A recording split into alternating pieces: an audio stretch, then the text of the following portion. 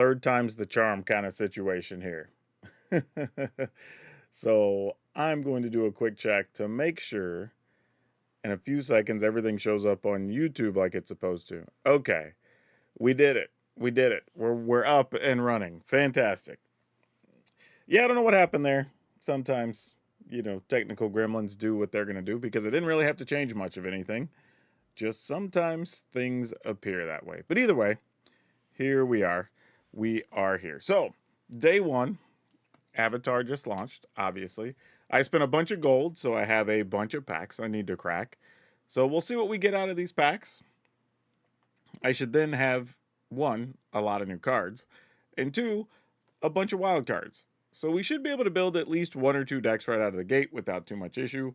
Kind of just depends on what everybody kind of wants to do here. So, we'll just take a chance and see. I don't know. Maybe everybody gets to pitch in based on the cards that we open. But this is mostly going to be kind of a chill stream. I don't even know how much we're going to play tonight. It's going to be mostly just looking at cards, cracking some packs, building stuff. Just kind of chilling with y'all because we have a chance to, It's really what this is going to be all about tonight. Just taking it easy, having a nice chill stream, and, seeing what we could do on day one with all the new stuff. I'm not going to do too much else here. Going to keep it nice and light. I think it's easy to want to get super serious about everything all the time, but it's like, man, sometimes we just want to have fun, That's what we're going to do. So, also welcome Synthetic Evil and what is it? Unaided Foot on YouTube. Welcome. Some of the early joiners here. Appreciated. Yeah, all right. So let's go ahead and crack these golden packs first, because these are going to be like a bunch of older cards. But we do own a lot of the cards already, so a bunch of these are probably going to be gems. Oh no, because it gives you older sets as well that you haven't completed.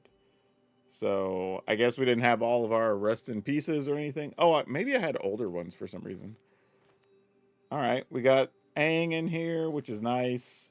A Sokka, which I kind of want to try to build with, which would be cool. I don't really know. Galta, that's funny. Oh, because that's the one from Foundations. Starfield Vocalist. Yeah, I think I only had 3 of those. Alright, this isn't bad. Got a Katara, Ty Lee. Did I not have... Oh, again, I think I had 4 of these, but I don't think I had them from Foundations, maybe? And then Foggy Swamp Visions, and then a whole bunch of gems because it tried to give me cards of stuff I already had, so that's fine. And then there's a couple more of these. We'll crack these, and then we'll get into just cracking Avatar packs. Oh, nice. I was going to need some Abandoned Air Temple, so that's cool. Yeah, it's kind of funny. I'm getting all these gems cracking packs, so I'm kind of back to building up so I can get the next round of packs I need. Just left the pre-release. Never watched the show, but the sus looks damn sweet. I don't really have a show as much as I have a channel where I just make stuff, but welcome, just the same. All right, so let's start packing. We're gonna do 10 at a time. By the way, this graphic and being able to open 10 at a time is so much better. Like, those of you that don't know, the old way, we could only do a pack at a time, and it was so tedious by comparison. Like, it was a beating. So I'm glad they made that update and the change. Granted, that was a while ago. All right, we're gonna need some Firebending Ascensions, the Earth King, which I want to try out. I might try a couple of Avatar's Destiny just to see. I think I know that it's kind of medium, but it'll be cool to see how it works out. All right, yeah, nothing too crazy. A lot of wild cards mixed in there, but all right, next round. Yeah, we're gonna end up with a lot of wild cards after all this. Speaking of, there's some more. Aang at the Crossroads, good little pickup. Another Aang Swift Savior, because we're definitely going to need that. Another Ran and Shaw, so that's cool. Alright. I'm kind of just making note of the rares and mythics that we open, so as we start deck building, I kind of already have an idea. Oh, so you get the bonus sheet cards in here too. Because this is Docside, this is Heartbeat. By the way, I want to put this to rest.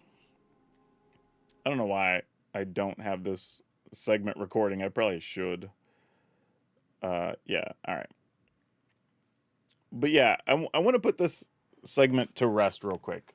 That people have seen Docside extortionist. And they're like, oh, this means that they're going to unban it. I can tell you 100% on the Commander format panel, we have had no talks about unbanning Dockside extortionists. I get the logic. Don't get me wrong. I totally understand where you see the card and you're like, oh, why is it in a pack if they're not going to unban it or whatever. The issue is that these sets are built or created years in advance, right? And they're also sent to press before any other rules things or whatever. And sometimes they're just too far in development that even if we were to make a change, there's just no time to be like, okay, well, we got to take this out of set. We got to commission new art. We got to put it on the sheet with all the other stuff. And like, so yeah. Now, is this to say never? Will we never unban? Nah, I can't say never. I mean, like, you never know. Anything could happen. It's possible.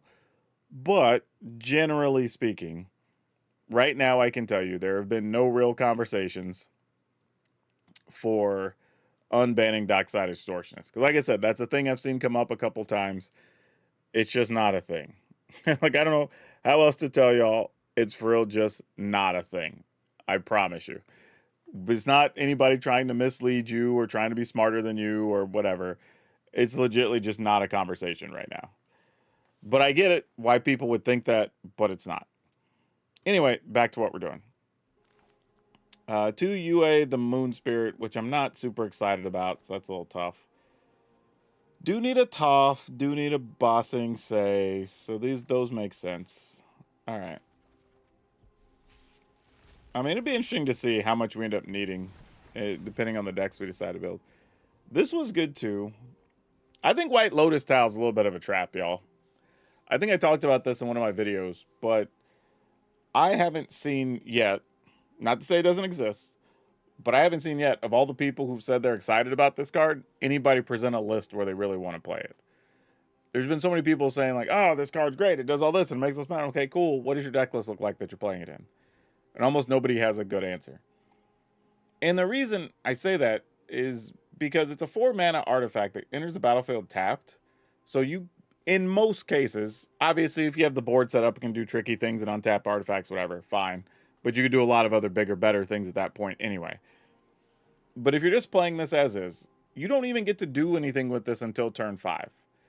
And then that also means that you have to, A, have this survive the turn cycle till it gets back to you, and or have some number of creatures that live so this actually does something. Otherwise, it's just a big 4-mana dumb artifact that maybe some of the time is making like 2 mana, right? Like, is this significantly better than a lot of other things you could be making mana with? I don't know. And it only makes 1 color. So it's like a really expensive Gaia's Cradle, if you want to look at it that way. I don't know. It's weird. Obviously, some people believe in this. I am not a believer right now. Maybe I'm in the minority, but yeah. Conversely, I do think Legend of Roku has been very cool. I wouldn't be surprised if this finds a way into a couple of lists. Just draw 3 is so powerful, and you get to keep them until the next turn, and one of those is probably going to be a land of some sort, so you're almost always going to get to play at least 2 of the cards that you get off of it, if not all 3. And it even gives you a mana to help play the cards. It's kind of sick. Katara, I think, could be really cool. Katara's a weird card, though, because you get the benefit of current allies, but we know we're going back to Lorwyn soon, right? And Lorwyn had changelings. So if any significant amount of changelings have triggered abilities, then Katara can become very good, because then she gets 2 sets of cards to work with, right? 2 sets worth of cards to work with. And that's actually pretty strong. I do want to play some Boomy. I haven't gotten to play with this yet, but I've been wrecked by that card a couple times. Super sweet. Okay. Let me say this on this card. Because, like, one, too many of y'all don't read comments before you make comments. I actually started deleting some because people are just repeating the same stuff I've already responded to like 52 times.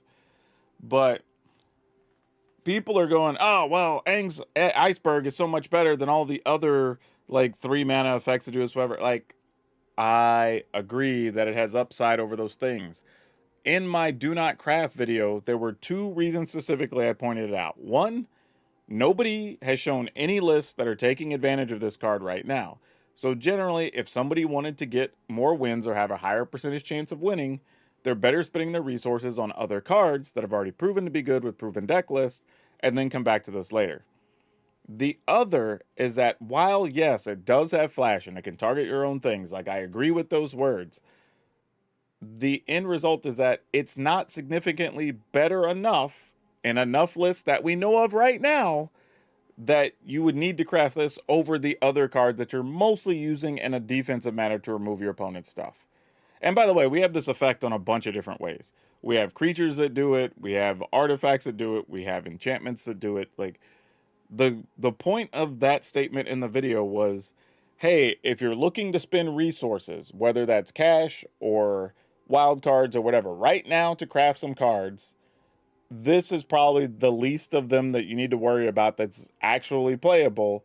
You just don't need it right now. Hey, we got 15 new viewers. Welcome. We are cracking some packs talking about the new set, and then we're going to do some deck building. I don't know how many games we're going to play tonight, but hey, welcome. I'm Power Dragon. You may or may not have seen me before. If you have, I appreciate you coming back. If you haven't, you should follow me on YouTube because I'm coming up on almost 6 years of daily YouTube videos, and I have a bunch of stuff over there right now. We've got overrated, underrated stuff. We got stuff you should craft or not craft for Avatar. We've got some new deck building basics, actually. We started that series. We're 3 videos deep into that. So there's a lot of stuff, not to mention daily gameplay videos. So go check that out if you haven't. I appreciate it. We have a lot of stuff there. And some cool merch if you want to check out the merch link as well. But yeah, welcome everybody, including Christmas. How's it going? So yeah, back to what I was saying. You know, we were talking about a lot of people making a comment in my Do Not Craft video or underperforming cards video. And I listed Aang's Iceberg as one of the cards. It's like my 9th or 10th card.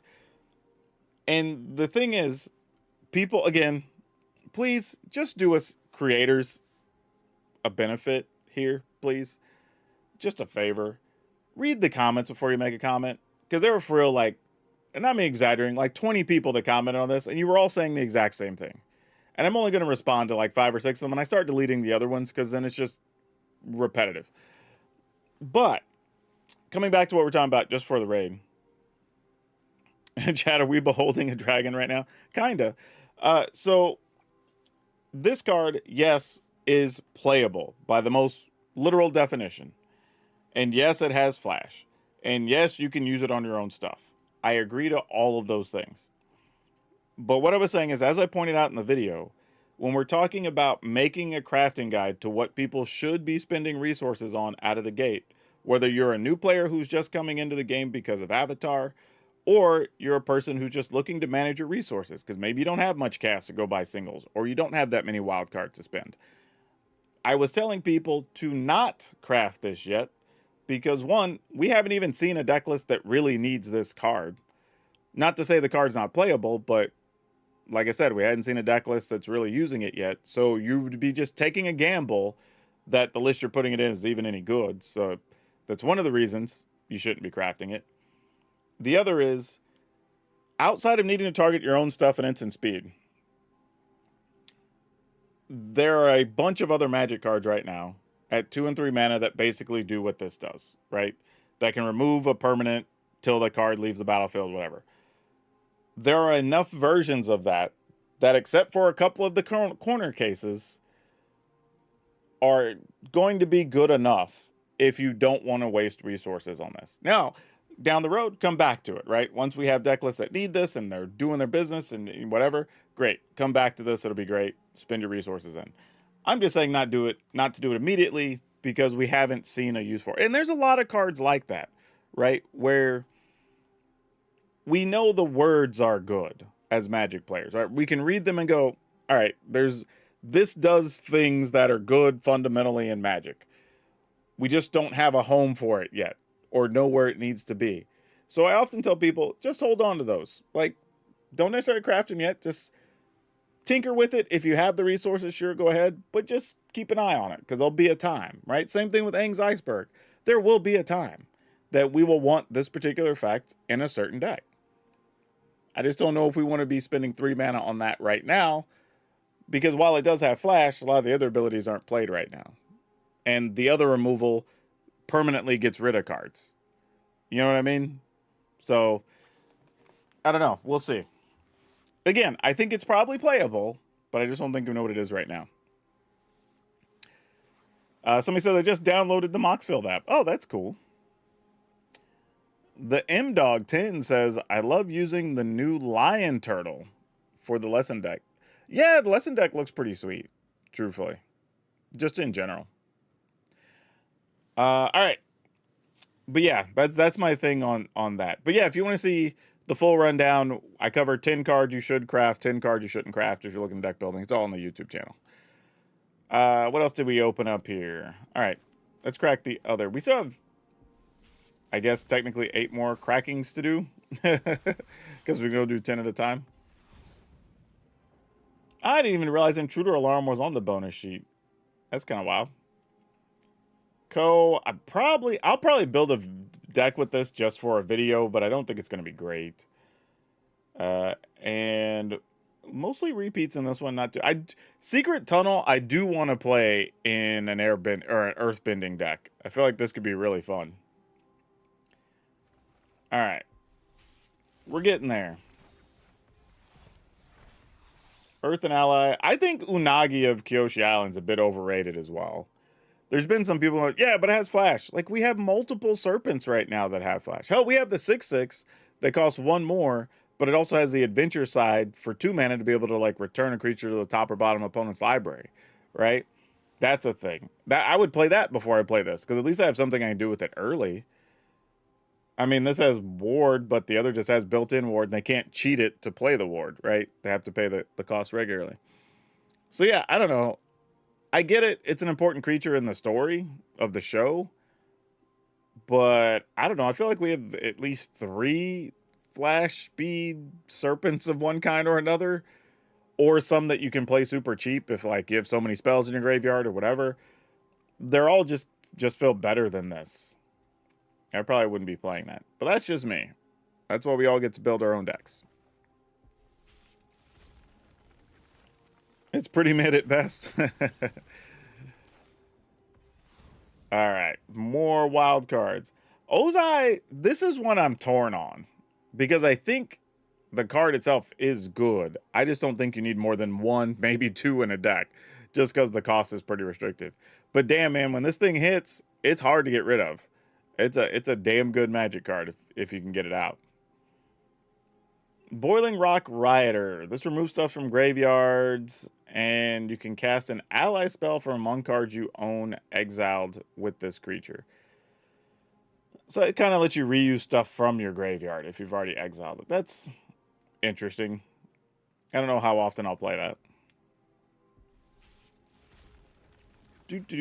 Yeah, sometimes, and this sounds really bad, so please, don't read into the statement too much from what it is.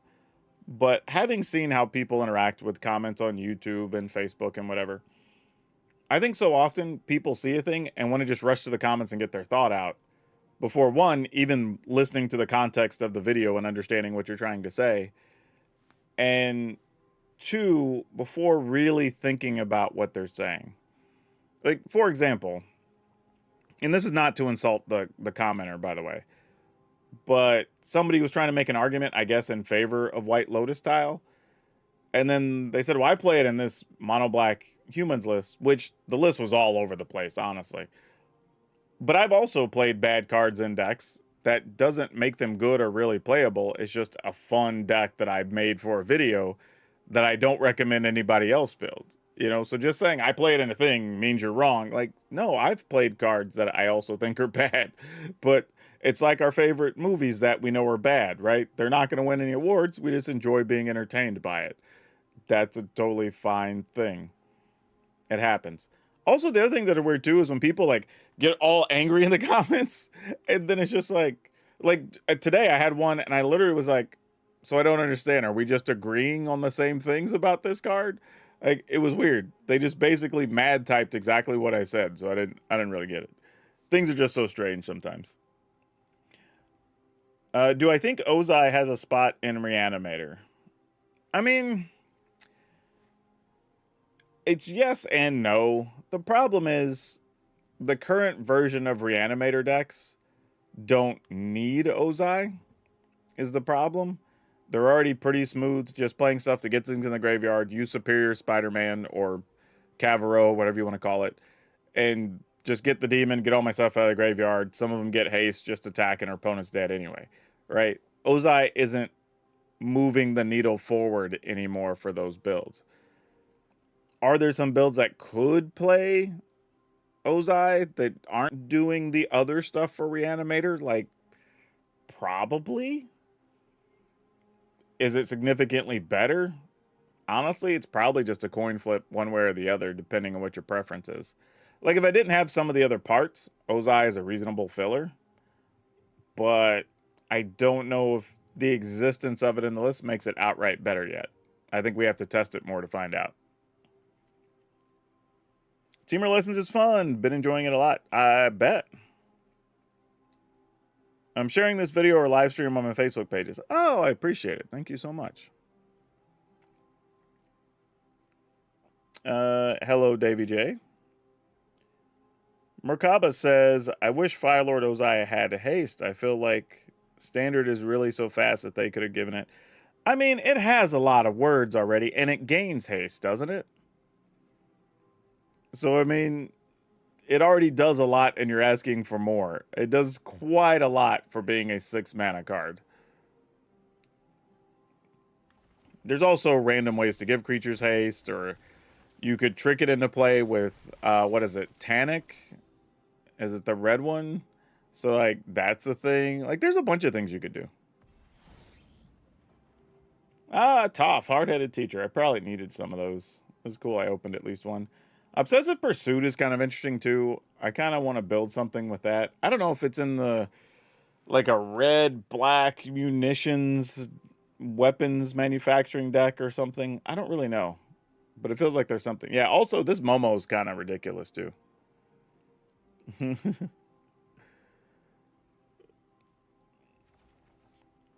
Oh, Firelord Azula had haste. You don't need her to have haste.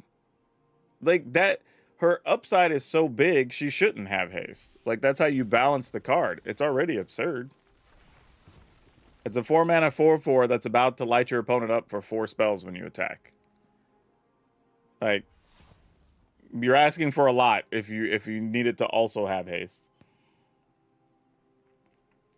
Nothing too crazy. I did get my first Fire Nation drill. How many rares? Oh, we're up to a lot, actually. All right, couple more of these, and then we can look at deck stuff. Hey, another Boomy. All right, and another Katara. That's cool. And another Airbender. All right, cool. So some cards I was looking for, we got duplicates of already. That will save me some wild cards here early, which is nice. Ooh, I kind of want to mess with this. Seeing how much I enjoyed the red one, I kind of do want to play with this a little bit and see how good the other Legend Saga avatars are, because the red one was pretty legit. I don't know if that's going to hold true of all the other ones, but we'll see. No, I do not agree that standard is a turn 3 format. I think we have played many, if you've looked at my videos recently, we have played many, many, many games that went way more than turn 3. Like, can it end on turn 3? Sure. If you stumble and your opponent gets the nuts draw with an aggro deck and you get no removal or whatever, like, yeah, sure, it can. But that's been a thing for a long time in multiple formats, even in standard. Like, 3 and 4 is not uncommon. However, we have quite good removal right now at 1 and 2 mana that can slow that down. And there's a lot of times you get a 5 toughness guy or a 4 toughness guy, like, that's enough to slow the opponent down for you to make a comeback. So I wouldn't say that that's that big of a concern. And you also have to remember, especially when a new set comes out, a bunch of people play the hyper aggro decks because one, they're easy to build. They probably already have some version from the previous set that is adding in, one set of 4, 2 sets of 4 that are new pieces for their deck. And they're going to beat a lot of the other decks that are stumbling while they're trying to figure out the new thing they're trying to do, right? People are going to be playing new stuff. They're not going to have the exact right build. Their mana's not going to be right, whatever. So they're more likely to stumble on more turns. So those games are going to feel even worse. But I'd almost guarantee you within 2 weeks' time, we're going to be back to being balanced out. And it's not going to be that big of a deal. So can you lose some games on turn 3? Yes, absolutely. Will you often lose games on turn 3? Not really. I mean, we play a lot of games that go much longer than that.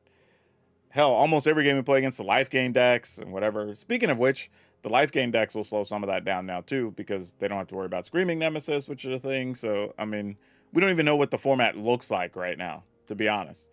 Right? It changed last week, and then we rolled right into streamer event, pre-releases, whatever. So we haven't even had time to process.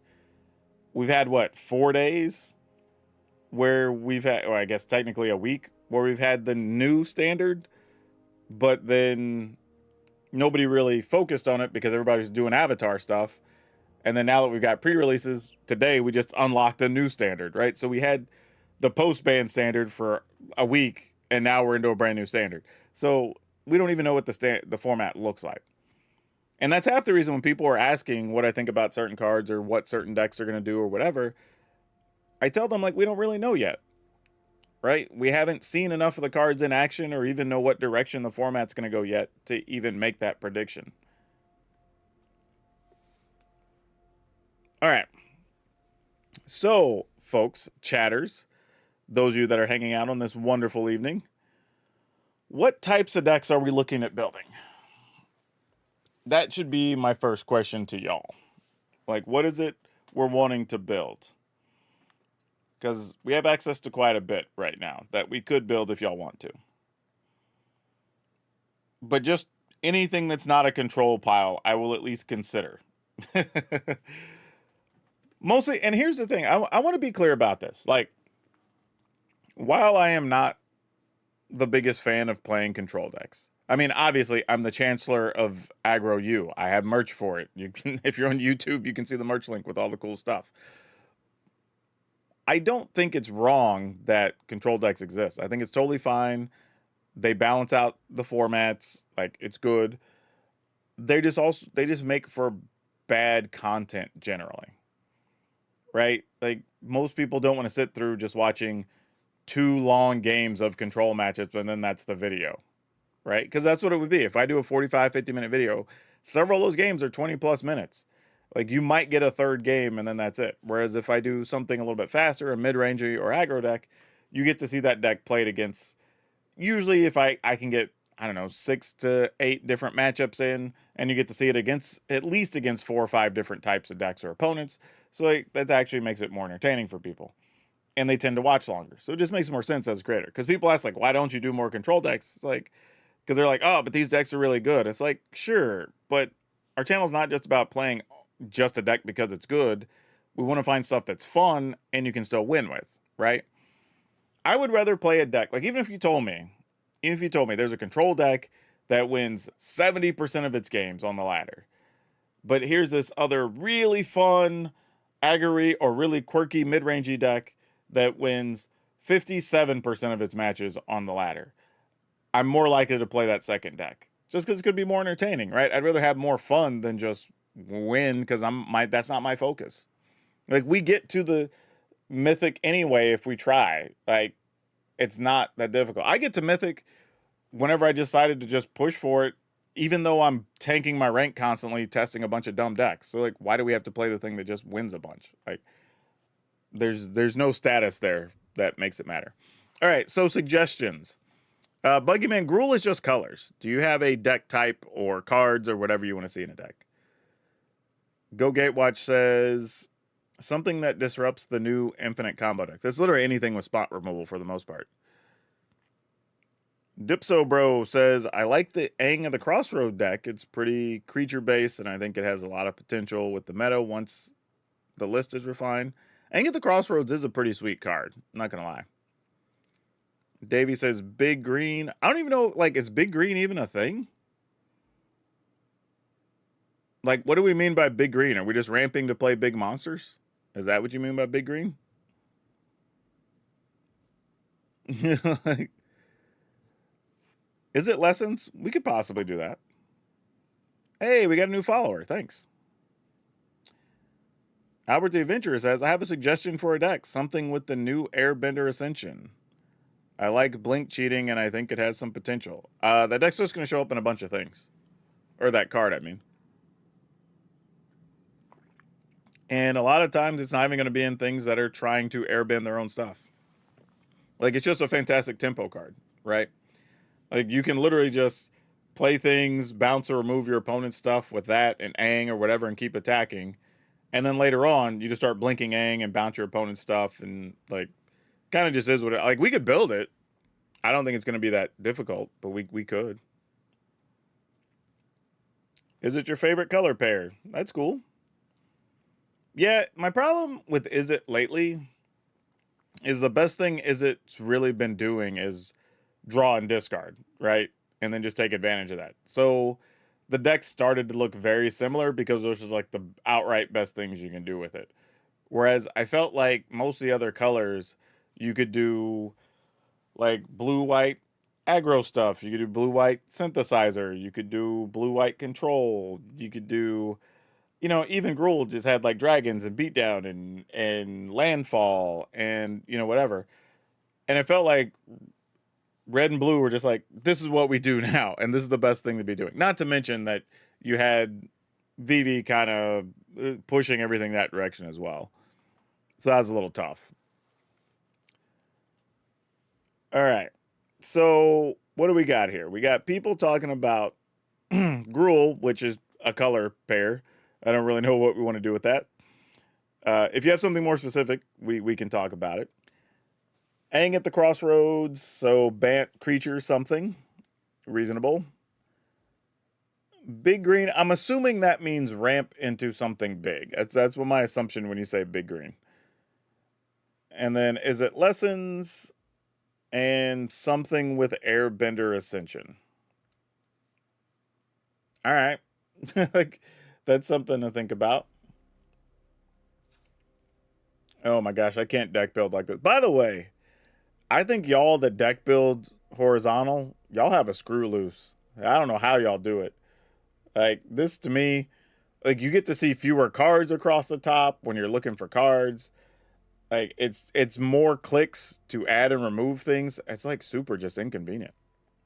Some people love it though. I just can't do it.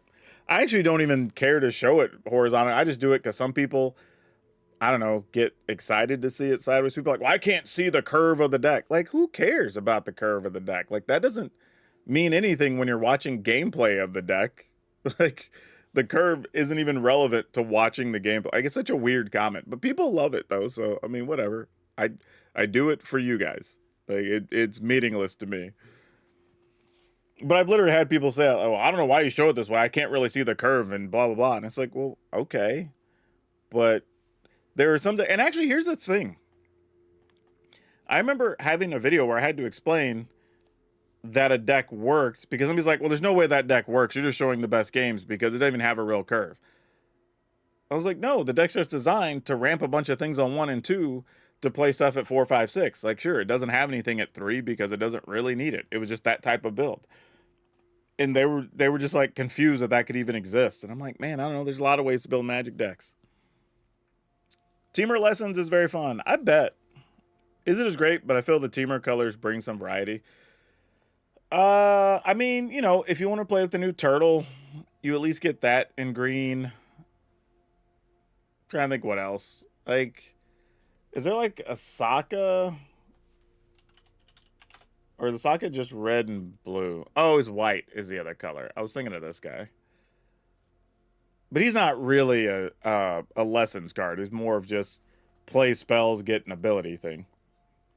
I don't know if this is even any good. Other allies you control have menace and prowess. This feels like it should be. Maybe we build a deck just to play Sokka. Whenever you cast a non-creature spell, create an ally. Like, I mean,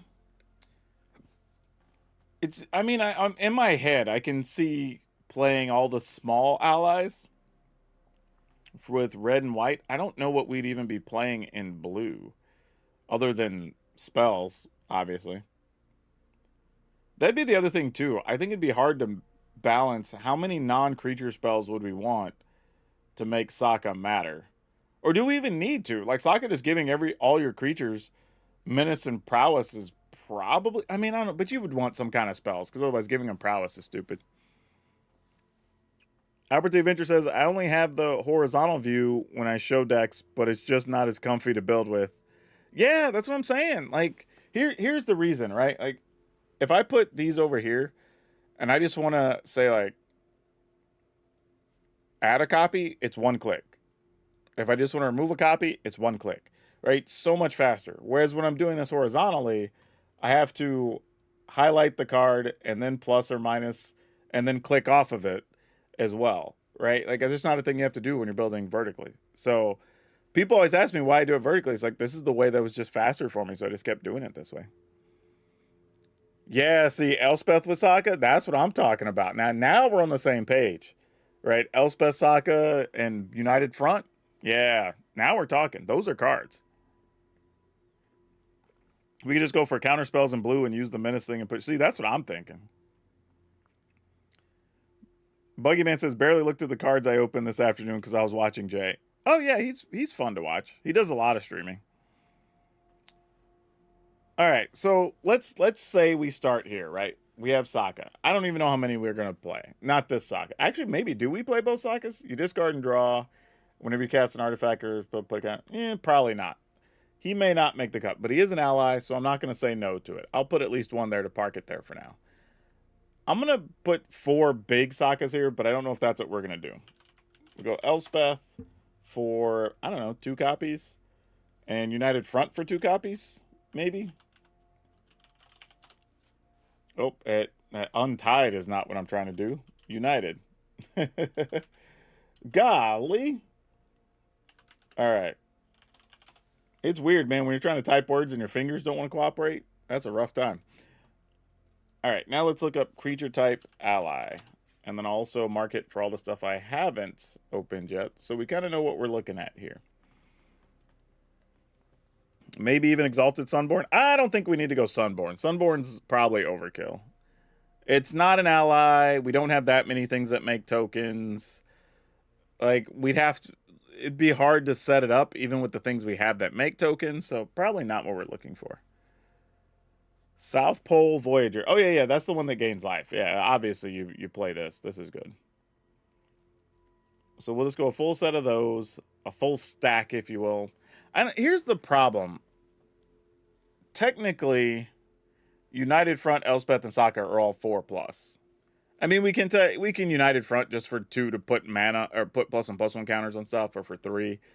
But I don't know. We have to see where we end up, because it's very tempting to also want to play Appa, because Appa's kind of good. If we're already playing blue, are any of these any good? Master Paku is a 1/3. If we have spells to play, Mill's a player. It's not the most exciting thing. Ty Lee can keep something tapped, but not really want to be. We're not playing black mana, so we get to ignore those. Wow, there's not many 1 mana duders. There's this guy, but that's in green, and we're playing red, blue, and white. Man. Oh, technically, wait. Is Momo not an ally? Weird. I marked it for things not collected. Why did Momo not come up? Oh, that's so weird. He's definitely in here, and he's definitely an ally. I mean, this one doesn't particularly help us because we don't have that many flyers or whatever, but... Huh. That's weird. I don't know why that's a thing. I'm going to mark a couple of these over here. But now I'm wondering what other allies...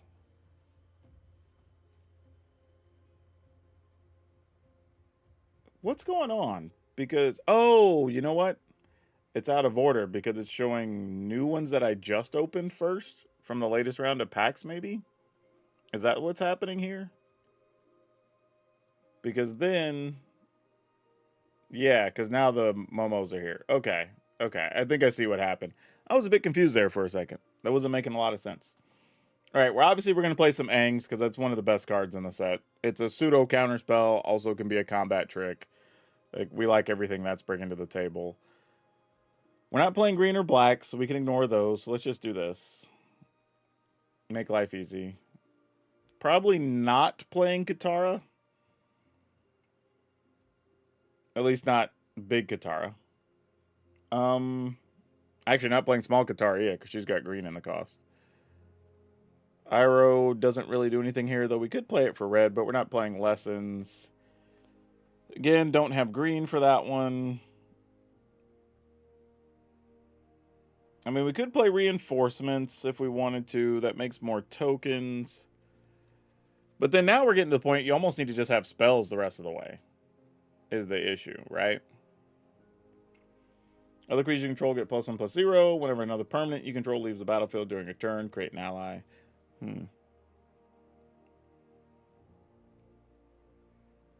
Nah, we're not playing Ty Lee.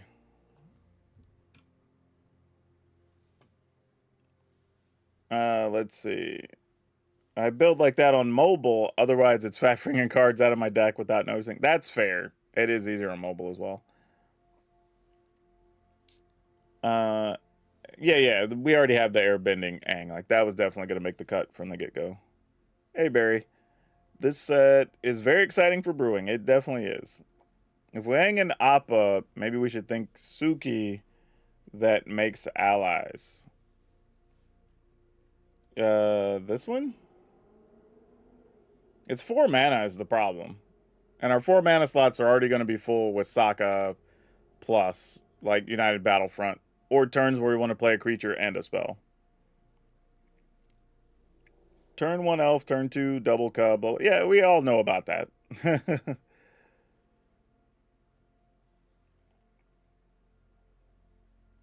The other white one, what other white Suki is there? Oh, this one? Yeah, we were just talking about that. Like, it's fine if we end up playing cards that also let us remove stuff from the battlefield. Otherwise, it's just kind of like, okay. But I have an idea for that. Man, the blue allies are not good.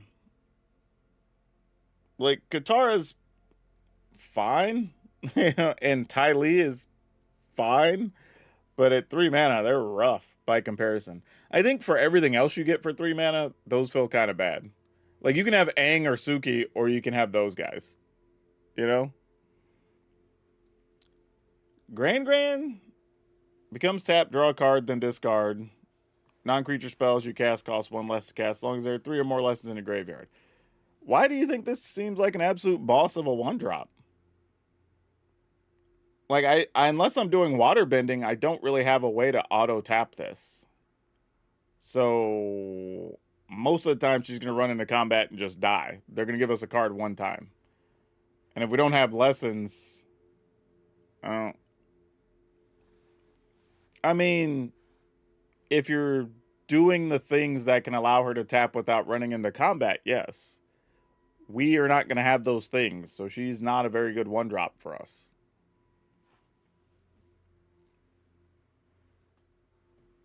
I agree. We will not be crewing, and we're likely to have very little stuff that has water bending. So she's probably not going to make the cut for that reason. Though I probably should be playing some number of these things, because those are obviously good. Some things are going to get cut here, too, by the way, because... Hey, thanks for that. Caretaker's Talent...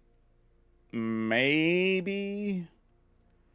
The real issue is we only have a couple of things that are making tokens. So we have to figure out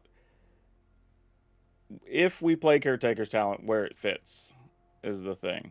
And ultimately, is this deck that, while cards are nice, don't get me wrong, getting extra cards is nice, but is it the type of deck where we're wanting to take turns off just to set up turns to draw cards? I don't know if it is or not. Don't get me wrong, cards are good. I ain't gonna argue that, but it is a real question. Deals damage equal number of creatures you control to target creature and opponent controls. Put a +1/+1 counter on it. That's not great. What are these guys? The Sun Warriors. Firebending X, where X is the number of creatures you control. That's not great either for 4 mana. And then there's Aang. If we wanted to splash for a little bit to squeeze Aang into the list, we could. But again, I don't think we have all the parts to really take advantage of them. No, the white land will find its way in it. Not the white planet land, but the white land that X's +1/+1 counters will find its way into here.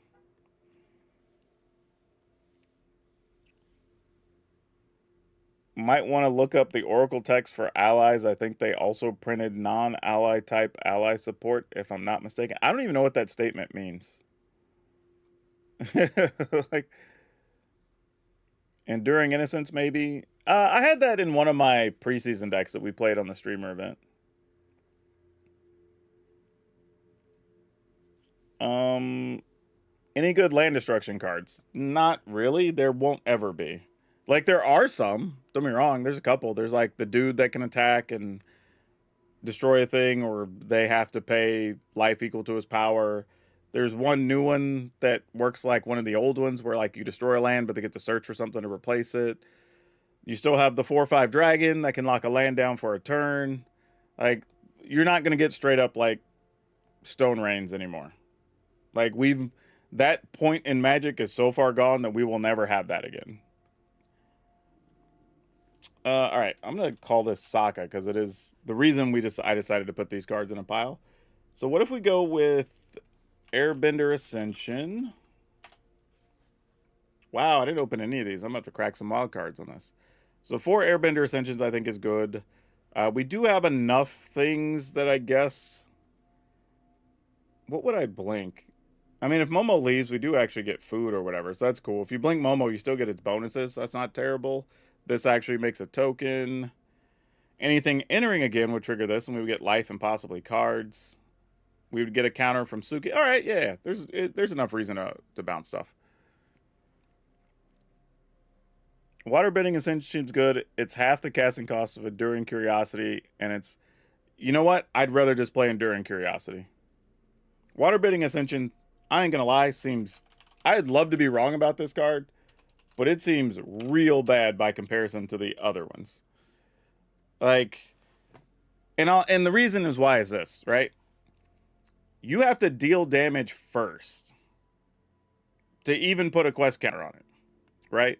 Whereas the other ones, you're just like, oh, a land entered the battlefield, or I played a creature, or whatever. Just doing like basic stuff you normally play, right? You're just playing Magic and you're putting counters on stuff. This one, you have to connect first to even put a counter on it. Then you still don't get anything until there's at least 4 on it, and then you get to draw a card, right? Whereas the upside on the others are like, get this thing, turn a land into a thing, you know, blink a creature out and reuse the abilities, wherever. Like, get the red one is just copy stuff outright, right? You're getting just so much better stuff than you are on this. Like, this one, you're paying 2 mana, then you have to spend 4 or tap your other creatures so you can no longer block with those now to make one thing unblockable so you could put a counter on this and still get nothing for it. Right? The best thing about this is it has water bending so you can tap things. Right? Like that's the biggest thing, right? The best thing about this card is literally you can tap things. You know, otherwise it just doesn't do it.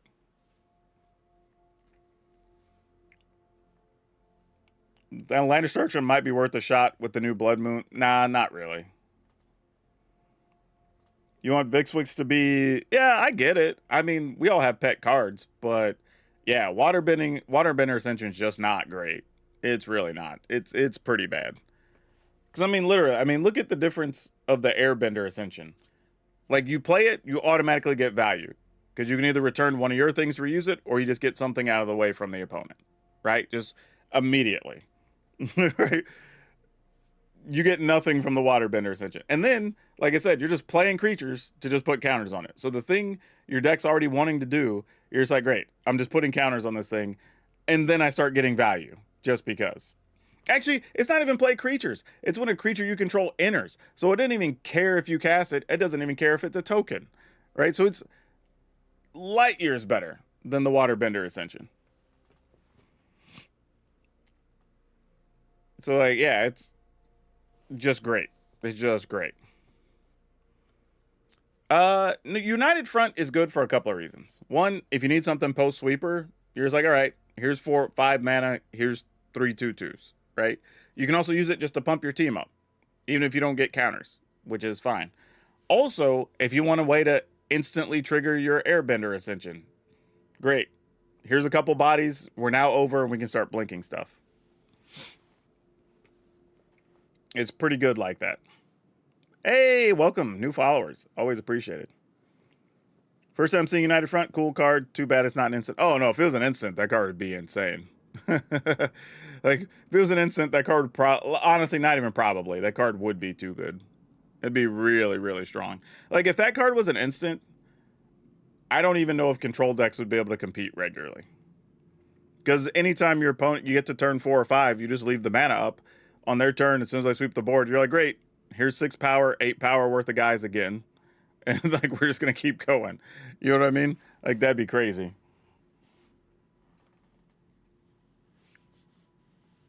Using Ty Lee and Trebuchet lets you get 4 counters pretty quick. Yeah, but that also sounds like Magic Christmas Land, right? I'm having to get to a situation where I have the Trebuchet and it lives, I have the Ty Lee and it lives, and then you're getting to do all the things. Like, I don't know how likely that is. Maybe it's just better to go Katara over Sokka here so you can go green instead of a red splash. Well, yeah, that's the idea, right? This is the deck building challenge. We know Katara is better than Sokka, but it's, can we build a deck where Sokka actually does something, right? Like, that's why we're doing it. Like, I'm not even going to argue that Katara is likely better. I think that's a reasonably fair assessment to say that. I think we're aware of that part. It's just, what can we do with the rest of this? Okay, so I need to squeeze room here. So I'm just trying to figure out like what I can cut to make, I guess, Sokka Bold Boomerang. Like, you were neat to think about, but you're not going to make the cut. All right, we got 22 creatures, plus technically 4 more cards that make creatures, and Elspeth in the United Fronts. So it's like having 26-ish creatures, because we can make creatures from multiple sources. So the question now becomes, with our last 6 slots, or 7 if we want to go to 61 cards, because we do that a lot on the channel, what spells should we be playing? My guess is some type of removal for other non-creature permanents, potentially. So maybe a couple of Get Lost. And we are going to be playing red, so we could get some type of burn spells in here. Lightning Strike. We could go Lightning Helix. That's actually probably better. Right? And there you go. Now, how many non-creature spells? We have 7 instants, 2 sorceries, so that's 9. 4 enchantments is 13. 2 planeswalkers is 15. That's not a bad number. I'm kind of okay with that. The thing is, man, the Sokka, I mean, the thing is, the turn you play Sokka, everything just having menace and prowess is actually kind of legit. Your opponent now just needs 2 of everything to block, or 2 per guy, which becomes pretty interesting. Putting in No More Lies? Nah, we're not trying to do that. We're trying to move forward. We have Aang. That's our counter. Right? If we're worried about them sweeping the board, we get 1 more turn by just playing Aang. Right? That's our game plan there. We're not doing No More Lies here. We do have Get Lost in here already. We have Get Lost, Lightning Helix, and Airbender's Ascension. That's kind of how we're going to be dealing with stuff. Now, we don't have a way to get rid of, say, like, artifacts. So that could be a little bit of a problem. Though if we wanted to, you could get away with stuff like a Braid. I mean, that's still reasonable. Deal 3 to a creature or get rid of an artifact. So, like, I wouldn't hate that either, if that was a thing. But we do have some ways to defend ourselves against sweepers already, right? Because Earth Kingdom protectors can protect stuff. We can flash in an Aang to save something if we want to. So we have a couple of little tricky plays that could keep stuff alive. And then, of course, if you just get Elspeth or whatever, it's, you know, do Elspeth things. Lands now. We do have the Temple. This thing. I probably want to play a couple of these, because putting +1/+1 counters on stuff is good. Was there a blue one in this set? Because the green one was bossing, say. The black one was the one that makes the spirit tokens. The red one is the fire bending one. What's the blue one do? I don't even remember. Let me just put it in land. I have no clue what the blue one does. Like, yeah. I'm at a loss. I for real don't even know. Is it this? Oh, it draws a card, then discard a card. I mean, this is actually fine. It just feels less exciting. But it's not bad. I mean, I don't know if we play it or not, but it's not terrible. I don't think we play the red one for sure. I can put one of these in here. It's fine. All right, then let's just start looking at other lands we're gonna play. Let's see. We need red, whites. So we want some Sacred Foundries. Why do I not have... Oh, I do have 4. Why is this saying new? I'm pretty sure I already had all the Sacred Foundries. Oh, maybe because I had old ones. That's why. I was like, wait, why is it telling me these are new? But I think I just got those out of the golden packs or whatever, which is why I was showing it to me. Okay, well, let's see what other multi-lands we're going to play. Are we playing any... Probably a couple of Restless lands, but probably just the white-blue one. I don't think we're playing any others, because we do want at least a few basics in here. Mysterized Village. Could we get away with that? Do we want to do Mysterized Village? I think if we're already playing the new one that loots, I don't know if we really need this. I mean, this makes stuff uncounterable, but I don't even know how many control deck piles we're going to run into. And if we were really concerned about that, we could just take a chance and play a couple of Cavernous Souls. You know what I mean? If we were going to do that, I'd rather play one Cavernous Souls. Granted, I can't use the Cavernous Souls for like a couple of random things in here, at least from a colored mana perspective. But for most of our stuff, I just need like an other mana to do whatever we need to do. So I'd be more likely to do that. All right, red and blue. We do still have Spire Bluff Canals we can play. We do have a couple of... Oh, but that's red first. We really need white first. I need to play the red-white Verge, because we only have a little bit of blue, not a lot. So let's go back. Where's the red-white Verge at? Oh, did I not get to the red-white land yet? Oh, that's why. All right. I guess I'll play one of these, and then I'll figure out the basic situation here in a second. Definitely don't need those. Don't need those. Restless Bivouac, we're not playing. Inspiring Vantage, we will play. And Sunbillow Verge, we will play a full set of these because they're white first, which is fine. Actually, maybe we don't play a full set, because now we're not going to have room for any basics. It's probably about as far as we can go with this. And I haven't even put any, like, you know, like we're saying, Cavernous Souls or anything like that in here yet. So something has to give. So it probably is going to be the Riverpire Verge, because all of our blue spells are also creatures. So if we play Cavern, that covers those anyway. And then the only real potential blocks we have are Lightning Helix, that needs specific color mana, so you couldn't use Cavern for. And to some extent, Elspeth or United Front, but more of our lands are going to be white than anything else, so it's probably a non-issue. I guess technically we wouldn't be able to activate Restless Anchorage either, so I'm just going to make those the Cavernous Souls. So I feel like, oh, I see why. I was like, wait a minute. There we go. 1, 2.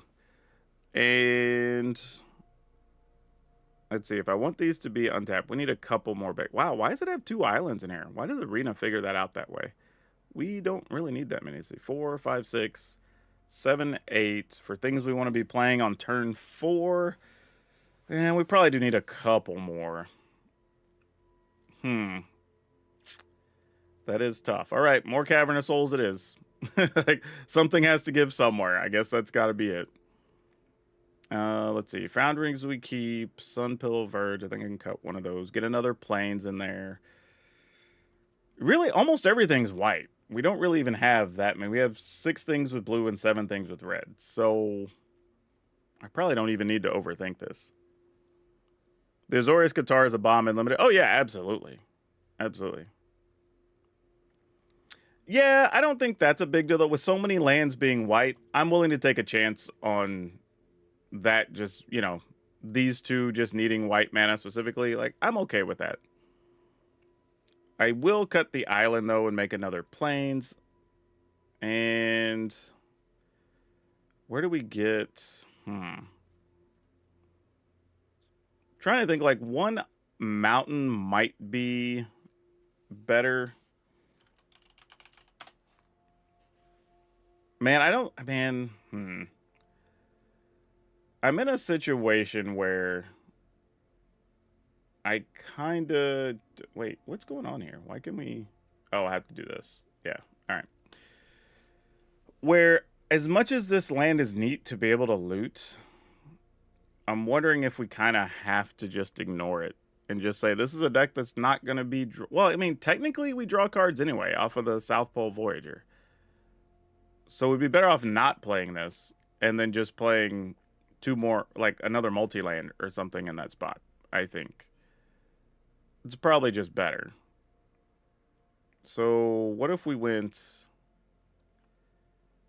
2 red-blue lands? And then we should be able to hit our stuff pretty regularly, I think. I mean, we're already playing Spire Bluff, and that was like the best one we can get. So there's not a lot of options that are good after that, unfortunately.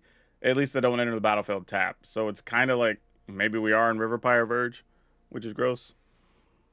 Don't love that, but that might be our only real option.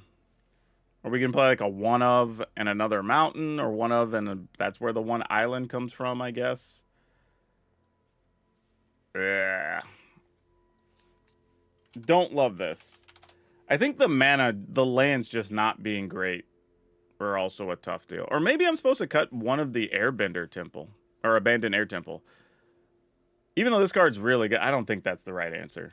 It might be, but it doesn't feel like it's the right answer. It's probably the wrong answer. Let's not do that. Hello, how's it going? So yeah, something like this maybe is where we want to be. I don't know if this is correct, but we have enough 1 mana things. 2 mana, we also have Airbender Ascension, the Reinforcements, the Voyager, which can gain life and get us cards. We have Lightning Helix as well. We have Suki and Aang. Though, it's weird. Because part of me is like, do we just want more of those? Right? Are like Suki and Aang good enough that we want 4 Aang and like 3 Suki? Like, it's possible. And then Elspeth. Actually, wait. How many lands do we have in here? Oh, 24. Never mind. If we had 25th, I would cut it and do something else. We have Elspeth and a couple of United Front, and those are probably fine. You know what's sick, though? If you get a Sokka down and the United Front, that's kind of gross. Because then you just pumped everything, and they all have prowess, and they're going to be harder to block because of Menace. Would you mind showing this on our views to play so I can screenshot it and brew it from here? There's fun to build. You don't want to build this. Like, I pretty much tell people, if you see me playing something just for fun for the first time on stream, you probably don't want to build it. You probably want to wait till it's a full video, I've played it, and then give you the final version. Because we'll likely, even while I'm playing games, I'd be switching stuff in and out of this list constantly anyway. So what does that leave us having to craft? 1 mythic, 2 rares, 3 rares. Those are uncommons. Those are rares. So 7 rares and a bunch of uncommons. 7 rares, a mythic, and that's not terrible, actually. Yeah, sure. Fire it up. Let's do it. 7, 7, and 1. Yeah, why not? That seems good enough. All right. So we're going to call that Sokka for now. And I'll come back to that. All right. What else do we want to work on? We're just making random live brews on camera. They might be trash. I don't know. Actually, did the wrong Sokka get picked for the art? Yeah, we got to put the right Sokka on the box. There we go. The small things that are important. Verge may never tap for blue. It may not. Like, it'll just be red, and that's okay. We can use red mana as well.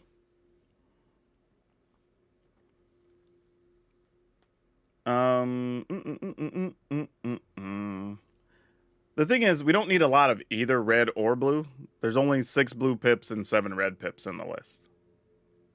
Had to use 10 mythics to run a new mono green after I was done with my limited draft site. Dang, I don't even know what you built in mono green that would need 10 mythics, but that's a lot. Yeah, I don't even know. I think I had a mono green list that I left in here. Had a couple of mono greens. There was a mono green Ugin, but this is mostly just like ramp because of shared roots into Ugin and Vaultborn Tyrants, which is probably just a fine list in general, truthfully. Though, man,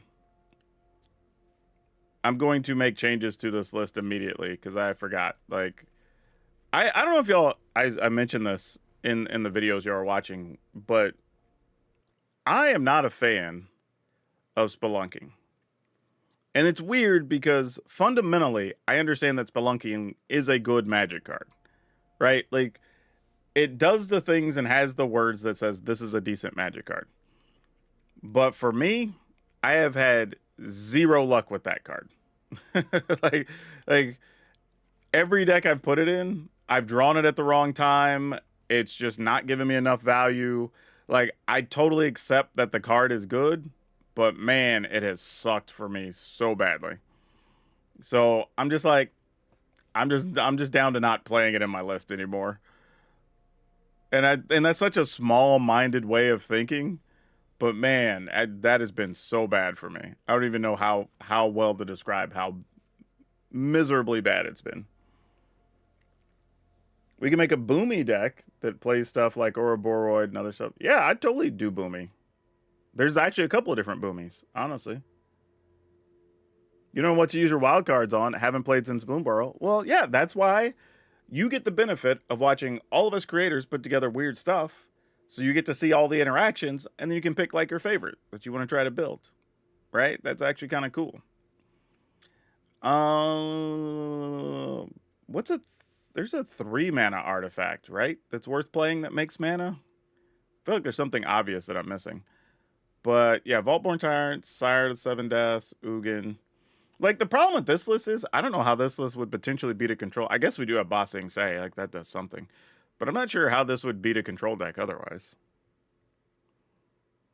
You got Azula already? I don't, but I expect you're just going to see a lot of Azula decks. So, like, I'll eventually make one, but I'm not going to be excited about it, to be honest. Like, Azula, to me, is a deck you're just playing for power, not for fun. You know, if that makes sense. Goldvein Hydra, Cubs, Tyvar. I mean, we could. I'm not against Goldvein Hydra. That at least does something in here. Like, if it dies, I get to crack it for a bunch. Could get real stupid and play Adamantoise. Make a turtle deck again with the 2 new turtle cards, Duck Turtle and Lion Turtle. Are the new turtles worth putting in the turtle deck? I don't know that they are. Like, the Lion Turtle, the 1/1 doesn't do anything, right? Because don't you have to, like, draw your second card or something to untap? Or that's a different thing. I'm thinking of a different card. Let me just look up the ones from this set. Nope, not that. This. Duck Turtle 04 till end of turn. This creature has base power 4 and gains trample. It's fine. That deck, if you want to have a 1-drop in there. Lion Turtle enters, you gain life. Can attack or block unless there are 3 or more lessons in the graveyard.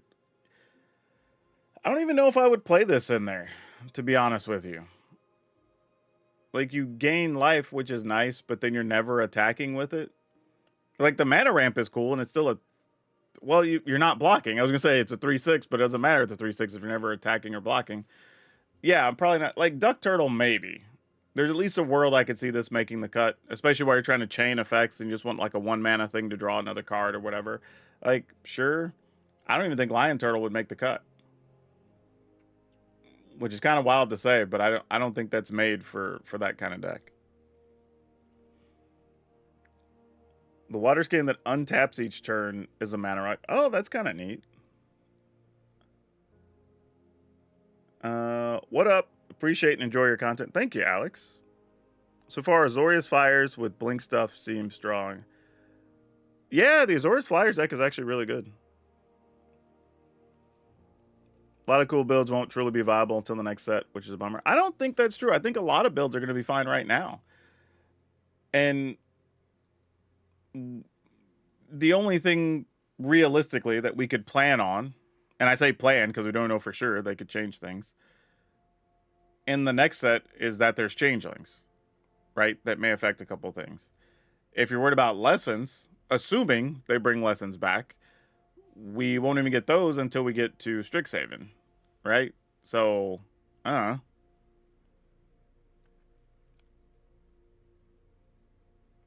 yeah, anyway, trying to figure out what else we're going to add to this. So let's go artifact.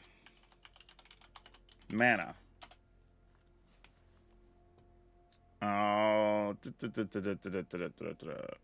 This can only be used to play artifacts. That's not necessarily what we want. This is white, so we wouldn't be casting that anyway. Heirloom doesn't do anything because unless we're playing just the creatures. Oh my gosh. Why is this not marked for standard? What the hell's going on? I was like, why is it showing me all these cards? Like, that makes so much difference. All right, that clean. Oh, Cornucopia. I forgot. Yeah, Cornucopia is still legit. We could play that for sure. Yeah, Cornucopia is probably where we want to be. Though the water skin is interesting if we had other stuff to do with it. I just don't think we do. Like, it's cool that it untaps during our opponent's turn, but unless we're using it to just, like, crack a Hadron Archive or something, I don't know if we can do anything with it. Having to play a bunch of starting towns and Multiverse of Passage instead of the Shock lane. Shock does suck. Yeah, sure. For some lists, for sure. But still doable. While it will make some stuff better, I don't think it hugely changes the type of decks you can play. But I do think it makes some of the mana smoother. Just for no reason, just to take less damage and stuff at times.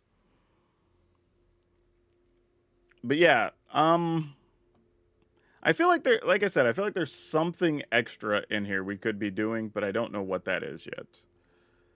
But it feels like something's missing. And then we got to put some lands in here, obviously. Do I even need the temples in here? The temples are fine. We don't need creature lands if we have Bossing Say to do that stuff. Let me go look at lands again that just have green in them. Let's see what those look like. This doesn't do anything. Discover's cute, but doesn't really help do anything. This makes a body, so I don't hate this. For each land I control, like, this might be possibly something. That'd be weird. I haven't played that in ages.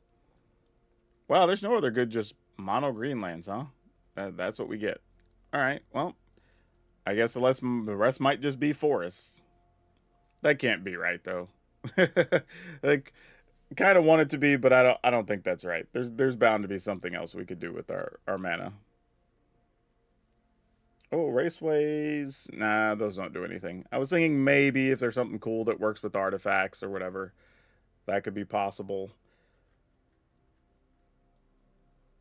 Yeah, nothing too flashy here. Secret Tunnel's amusing since we have Bossing Say. But that's kind of it. It's amusing. Yeah, cornucopia is still legal. So, yeah. Lots of options. I mean, I guess we still get the ability to play the land that can make tokens or sack tokens or whatever. Like, that's still possible. I don't know. It's probably it. Like Fountain Port, a couple of these. Because again, they're like pseudo ramp. Like, you just make a treasure and you sack a treasure. Still kind of helps the cause. But then the rest is probably just forest. It's 24 land. It's 24 land, but we have 8 2-mana ramp things that we can go search with, and then Iron Crags. So it's like, it's probably fine. I don't think we really need more than that. I almost want to play an extra battleship, which sounds crazy, going for each like Tyrant, Sire, Ugin battleship. But, you know, sometimes you got to get a little crazy. But yeah, that's probably fine. I bet this list works okay. We'll just tuck that away. All right. That's just one I had kind of sitting around that we didn't get to during the early access thing. And then this is like, I kind of still want to do just aggro green. And this was an interesting build to take advantage of like primal mites in here, since you have the badger mole cub. It's like, what do you do with the mana? It's like, that's a thing. But otherwise, yeah, just using bossing, say, to be kind of like your finisher or whatever. But yeah, nothing crazy here. This is just like what you expect it to be. I don't know if it needs 4 Surak though. Maybe it's something else here in this spot. Because we're already playing. I'd go 4 curators actually. And then Land of War Elves, Paw Patch Recruit, Badger Moles, Balos, Curators, Scrap Shooters, Small Surak, King of the Cold Blooded, which basically turns a smaller guy into a 4/4. You know what? I wouldn't mind having a Vivian in this list. Just as some type of late game option to go alongside the Bossing Says. And I think that could probably work. And that's probably where I'd go with this. Wow, that's 32 creatures. That is a lot. There's actually not even any fight spells or anything. This is just all business cards. That probably can't be right. I mean, it's trying to take advantage of Badger Mole, which is why it's heavier on the 4 mana things. And I guess technically Primal Might is a fight spell, so I mean, it's not like there's none. Yeah, I mean, cool. I'll craft this and tuck it away. We'll look at that later. Let me mark that. Something we can come back to. And then a lot of these others we've already made videos for. So I'm going to get these out of the pile. Like the Golgari vehicles, the 5-color allies. Which I do think those are fine decks, and we may come back to updating them. Oh, the Firepower Landfall was fun. Selesnya allies we also did. Alright. So that frees up a little bit of space here. Making me think of a 4 Secret Tunnel could be awesome. Yeah, Secret Tunnel could be fun. Alright. And then, of course, there's Firebending Ascension silliness. I think everybody's going to have some version of this deck. I don't even know what the best version is going to look like, but there will be versions of this. Everyone's going to have one. I don't think anyone's going to be shocked. Though this one probably needs some Delny.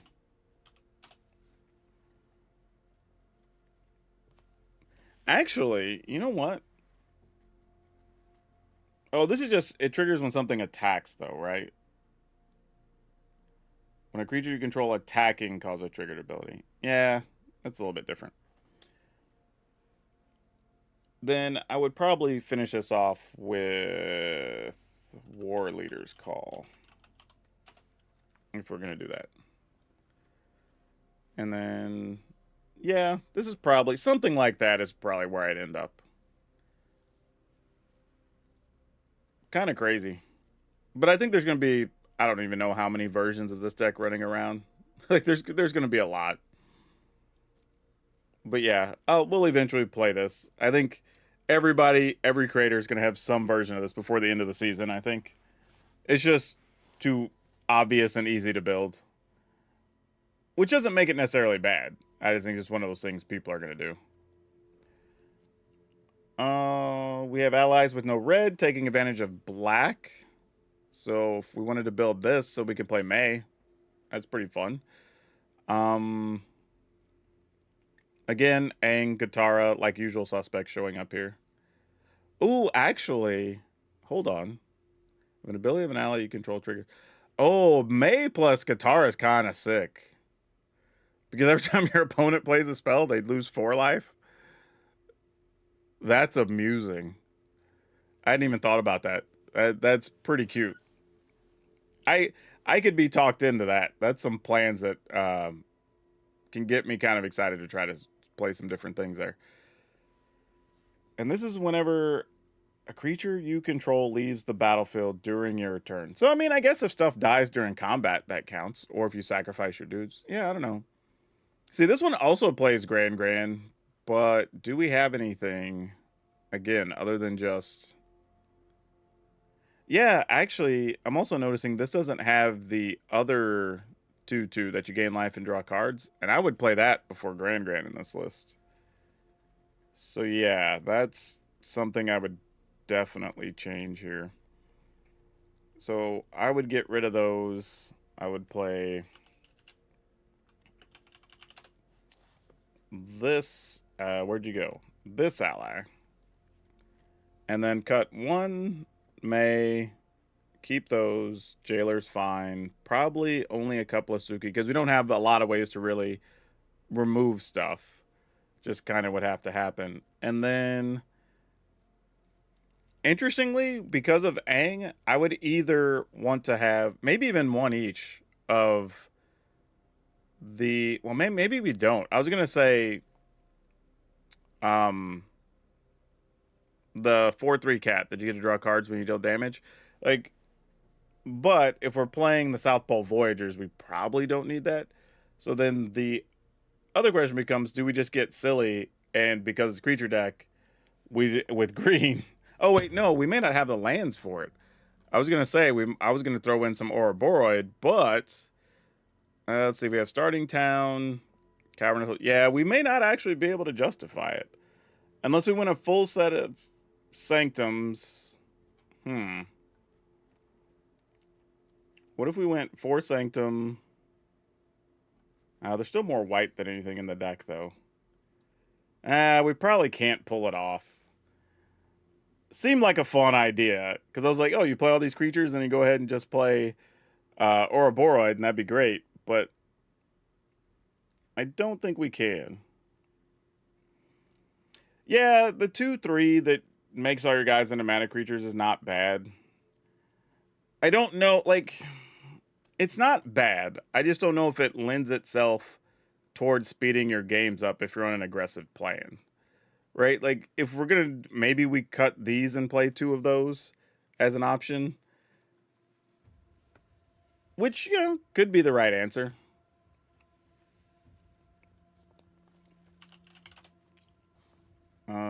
Not that... Oh, yeah, there it is. Boop, this guy.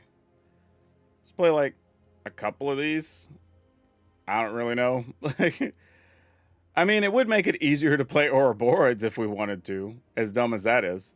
So, I mean, that could be a viable reason to want to go that direction. But then we'd have to squeeze kind of tight on the list, I think, to make it work. Because you'd want to play at least 2. So we're probably cutting like 1 Earthen ally. And... I don't even know. Don't really cut Hakoda because that's obviously a way to keep our creatures alive. We don't cut Aang because it lets us come over the top. There's not... That's the thing, man. These lists don't have a lot you can cut if you're trying to keep all your fun stuff. Damn. Damn, it's so tight. Like, yeah, that's what I'm saying. We can squeeze to make the green. There are definitely options, right? Green, white does have Verge and a couple other things. Now, granted, the Verge would only turn on if we actually got planes, so we'd have to make some adjustments. But I think if you're willing to play Great Divide Guide, whether that's 2 or 3 of them, and then adjust your mana slightly to accommodate it, you could probably pull it off. So, let's see. And I think the card is good enough that it's worth at least considering as an option. Let's go back to lands. We're just spitballing options here. Until we play a bunch of games, we won't really know. But, you know, sometimes you just got to go through the exercises. What about Fire Lord Azula? What about it? The ally that draws us cards? Yeah, we already have that one. Or one of them. There's a few that draw cards, actually. Let's see. Hushwood Verge starts on green, becomes white. Green is our second most played color. So if we just want an untapped land, I mean, that is a thing we could do. We lost the fast lands. We don't have a shock land yet. I mean, going those over the courtyard is doable. Now, granted, these won't be white mana, which, fine. Half our 1-drops are green anyway.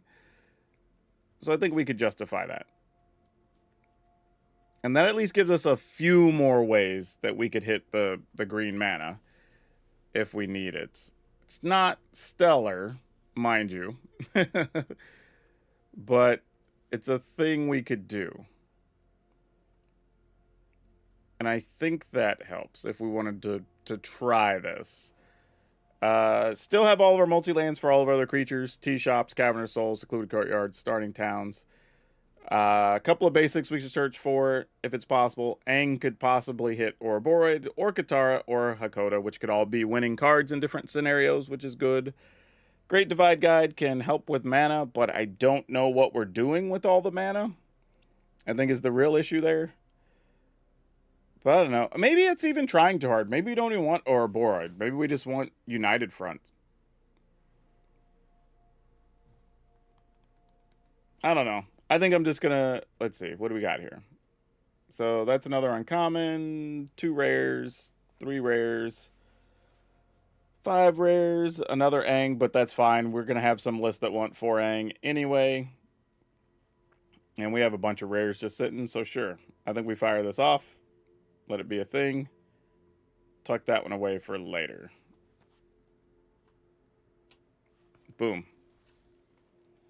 All right. So I'm just kind of like cleaning up a few lists that we've had. The mono red, big red devotion was sweet. I will probably update that one later in the season and play it again because that was a lot of fun. The Doc Arlot combo is exactly what we thought it was. I think I have my video for that coming out tomorrow. I don't think it surprises anyone. Like, literally is what you think it is. And then this is just doing silly things with Aang and Bright Glass Gear Hulk and all that fun stuff. So yeah, this is fine. I think we just craft this, fire it up, call it good. We'll play this one later. Like, Gear Hulk's still a good card. Like, no one's going to be surprised by anything this deck's trying to do. I would like to play one Bossing Saiyan here, though, and that's probably the one change I would make. Let's see. Fabled Passage. Yeah. I mean, it's tough because we're playing all the Verges, and you want to turn those on, but we do also have Breeding Pools. Do we need Fabled Passages in here? I would cut one of those for a Bossing Say. Also, for the record, I had people ask, like, am I playing 61 cards in my list because it manipulates the algorithm and makes it better and when it's trying to figure out how it's going to do? No. Literally, it's just because it's fun and it's greedy and it gets people to talk because people think it's a conspiracy theory. But genuinely, there's no deck manipulation or anything going on. Like, it's just not a thing. I don't know why people get it in their head that everything has to be a thing, but it's just not, y'all. I guess people want it to be. I guess they think there's some crack the code special stuff going on, but yeah, there's just not. It's not that serious. Um, in hindsight, though, I might want to play a couple of counter spells in this deck. Because if I'm gonna have all this extra, you know what? You know what? I am. I'm gonna cut one Aang, and I'm gonna cut one.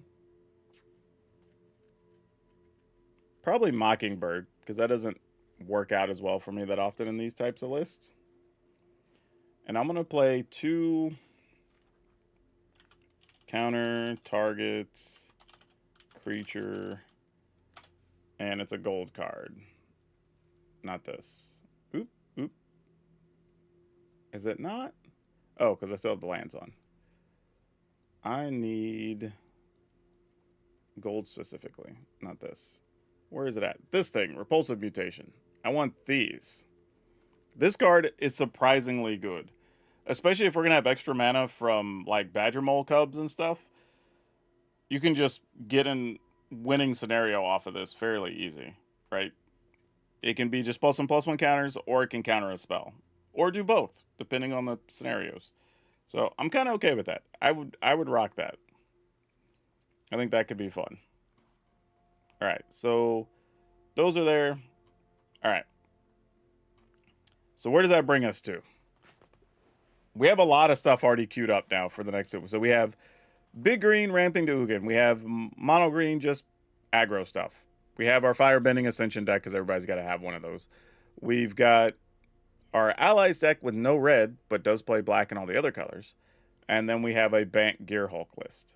We also built the Sokka list. I don't know if it's any good, but we have it. And then we have the Selesnya Cage list that probably is okay, I would imagine. So, what else do we have left? What else do y'all want to build? I still got wild cards to burn. Also, I've had people ask me, because I'll see me highlight this and they see this number, and like, why do you have so many draft tokens? And it's literally because I just never draft on Arena. And the reason, and I guess because there's a lot of new people here, we will have this talk. I usually bring it up at least twice a year, so we can chat about it. But one of the things that comes up is I tell people the reason I don't do a lot of drafting is a lot of the content I make, whether it's making standard on my channel or playing Commander on other people's channel, spends a lot of time deck building, right? And I need to learn things from those games I'm playing so I can build the next deck to make it easier for the future workflow. If I'm playing the draft games, I'm not learning anything, right? I'm playing with cards that are generally bad, but you need them as filler for your draft decks. And I'm not going to apply any of that to my actual constructed games. So that's taking away testing time from other things that can make fun videos for you. So one of the things I always recommend to people is we could do the draft videos where we go through the drafts, right? And we talk about the reason I'm taking all the picks and do all that stuff. And then at the end, talk about 1 or 2 decks we can build from the cards we draft. And then that would be it. If people were okay with seeing that, then I would do those types of draft videos. However, I am aware that people that like watching draft videos want to see the games play out. And that's totally reasonable. If you're a limited player and you're into that, nothing wrong with that. But that wouldn't be the type of draft experience I would be offering. So if my regular viewers wanted to at least see that portion of the draft, then I would consider it. And I would do that. But I would know that it's only going to have moderate appeal to the people that do want to really watch the draft games. But I also know there's a market for that, because even when I've done commentary for events or whatever, people will show up, literally watch the draft portion, and once the draft games start, they'll just say, hey, what time do the constructed rounds start? And you'll see views drop, and then they pick back up within the first hour of the constructed game starting, right? So, I don't know. Anyway, it's a thing. If people were down, I would do that. If you're not, I just won't. It's okay. Mobilized deck with Suki. Sure. I don't know. Here's the thing. You can do mobilize with Suki, but I want to ask you a question. So I'll bring Suki up just so people know what we're talking about. I just realized. Yeah, I don't need to have that. All right. So, all right, put this on standard as well. All right, so Suki says basically the important part being when something leaves the battlefield, you create a 1/1 white ally token, right? The problem in that deck, though, is the question is like, is Suki better than War Leader's Call? Like, is it better than Delny? Is it better than Anampakal? Right? These are all things that cost 3 that all do a lot for these types of decks, right? Creating damage, making more tokens, doubling all your effects. Like, I don't know if those decks would even have room for Suki. Like, you could play it. It does give your creatures +1. And then, like, after the fact, you make a 1/1. But I think you can play it, but ultimately I think the decks would look exactly like they did before. You're just trimming some 4s to 3s so you could squeeze in like 2 Suki. I don't think it would be any more than that. Because I think it's a fine card. It's a 2/4 that does pump the rest of your team. But I don't know if we're like wholesale replacing other things to play Suki. I think it's just maybe you trim a War Leader's Call, maybe you trim one Anampa Call, and then you just play Suki. You know what I mean? I think that's probably your best bet. Siege, actually, Siege doesn't even make the cut in most of those lists. Like, I know what you're saying, but like, one, Siege also doesn't cost 3, so it doesn't really get to enter the chat of this Oh, it does actually. Oh, I was thinking the other one. But yeah, this one still doesn't make the cut either. I wouldn't even play this in those lists. When I'm playing those type of, like, you can end the game so much faster than this is going to do anything to help you. Like, a matter of fact, you can just play a pile of things that when a creature enters deals damage. There's like 3 different cards that have this effect now. And you can just play all those and just win well before this card even matters. Aggro Black still looks the same. You probably just add May, and that's probably it. This is probably the main card you're adding. Oh, wow, that's weird. I just realized. Yeah. This card. This is probably the one thing you're adding. I mean, it's first strike, so it's quality card. And your opponent tries to kill your stuff, they take 2 bonus damage. This is probably what you're doing. I'm not making any predictions on anything being whatever tier because we truly don't have any idea. Like, we've not even seen a full day of play yet. So, I have no predictions. Anything I tell you, I would probably be changing my mind in 48 hours. Or I could be changing my mind in 48 hours. So I'm not even going to try to just make up an... Like, is it magically going to go from being playable to terrible? No. Like, if you already have a version that's playable, keep playing it. It's probably still going to be playable. But I don't even believe in doing tiers of decks because those don't even matter on the ladder. Like, tier discussions only really matter if you're talking about playing tournaments or whatever, because you're going to run into specific decks. So understanding that, okay, these are the most popular and the most outright powerful, so you're going to run into more of those so you can sideboard better against them and blah, blah, and it's a whole thing. When you're playing on the ladder, we play mess on the ladder, like regularly, and still rank up. So the tier discussion doesn't matter all that much. It just matters like, is it playable, you know? I have a couple of green decks built. We already did the exercises on those. 1 ramp and 1 aggro. Siege and Exalted. I don't even know what, like... Oh, yeah. If you're talking about, like, the Exalted Sunborn, sure. But I think, again, those are different decks as well. But even then, I wouldn't even play Siege. I would just play the Exalted Sunborn with all the other mobilized things and Delny or whatever, and then on the kill turn, just spend the 2 mana, make all your tokens, all the triggers from stuff entering the battlefield happen, and then your opponent's just dead. Like, you don't even have to wait around for the Siege. Like, you just kill them without it. And these versions are also already making room for Firebender Ascension. Golly, fingers, come on. So yeah, they're already playing this as well. So you get multiple triggers off like Delnia and Anampakal and the doll, Arabella, you know, all your mobilized things. So like you don't even have room for Suki really. Or for that matter, you don't have room for the siege. Because these are all just better. I mean, just outright raw power better, truthfully. No, haven't built anything with Obsessive Pursuit, and I don't even know where I would start with that, to be honest. That's one of those ones where the card looks neat, but I don't even know what the deck looks like that would be built around it. Because there's so many questions, right? It's how are we making sure we gain enough life so we don't die to our own card? What are we doing with those clues or artifacts on some level to make it worth it to have them?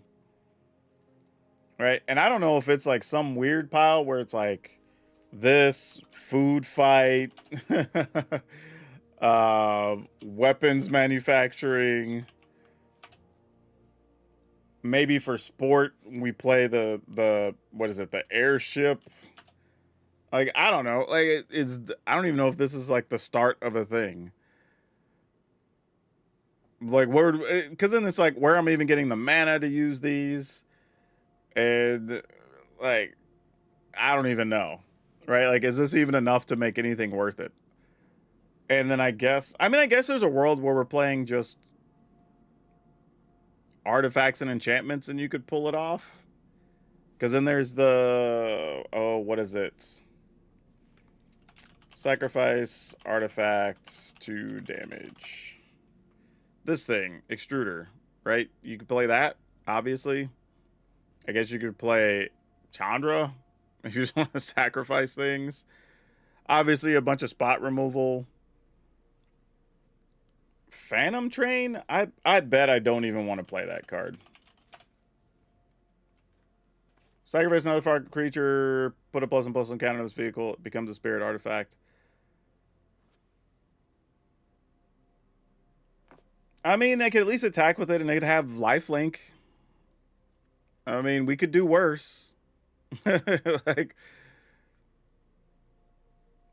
I mean, the real problem, really, is that you're not going to have many creatures. So any removal spell your opponent has is basically aimed at this one thing, right? Because you don't care about the Phoenix Fleet airship because it's never going to be a creature till it's a lot of creatures. You know? Yeah, but like, sure, you can have it get big. Hey, thanks for the follow there, Gentos. Um, you can have it get big fast, but I don't know if that's kind of what you're wanting to do unless it's the kill turn, right? Like, let's say you played it, you swept the board, and then your next turn, it's like, all right, now I'll just sack everything and attack for like 15 or whatever. Like, sure. Because Rakdos just made the most sense with extruders and weapons manufacturing or whatever. What is Orzhov bringing me to the table? You can talk me into it. I just don't know why. Like, because the thing is, like, Obsessive Pursuit is a type of magic card for me right now that has words we like, but nobody knows what to do with those words. Right? The new enchantment. That doesn't help. Like there's like you got to be more specific, friend.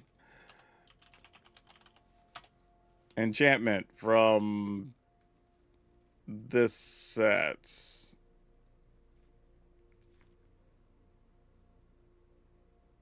Yeah, I don't even know what enchantment we're talking about. The 2-drop enchantment in Orzhov. This thing, Tolls of War. Create a clue. Whenever you sacrifice a permanent during your turn, create an allied token. This ability triggers only once each turn. I mean, it's a thing you can do. I don't like. I mean, is the plan just to make blockers for life? Like, I don't. Yeah, I don't. I mean, maybe. No, we're not playing any games. I decided about a few minutes ago I'm not going to play any games. We're just building decks and we'll play the games on the next couple of days.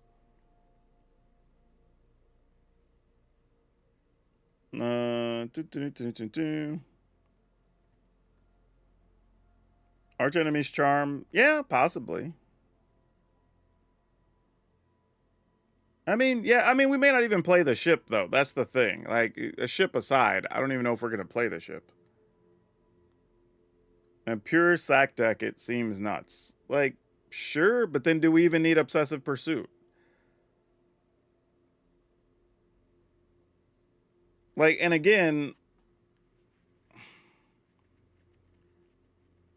like, because again, if we're talking about a pure sacrifice deck, what is this going to replace in those decks, right? Because those decks are already playing Bartolome, the Umbral Caller Zealots, the what's her name, the 2/2 that like when something dies it gets bigger, and then when it leaves the battlefield can exile a thing, right? It just plays the vampire that when something gets sacrificed you drain the opponent for one. Like it's already doing a bunch of things with all the sacrifice effects. Like does this, I mean, this still might have room. I don't know what the answer is, but like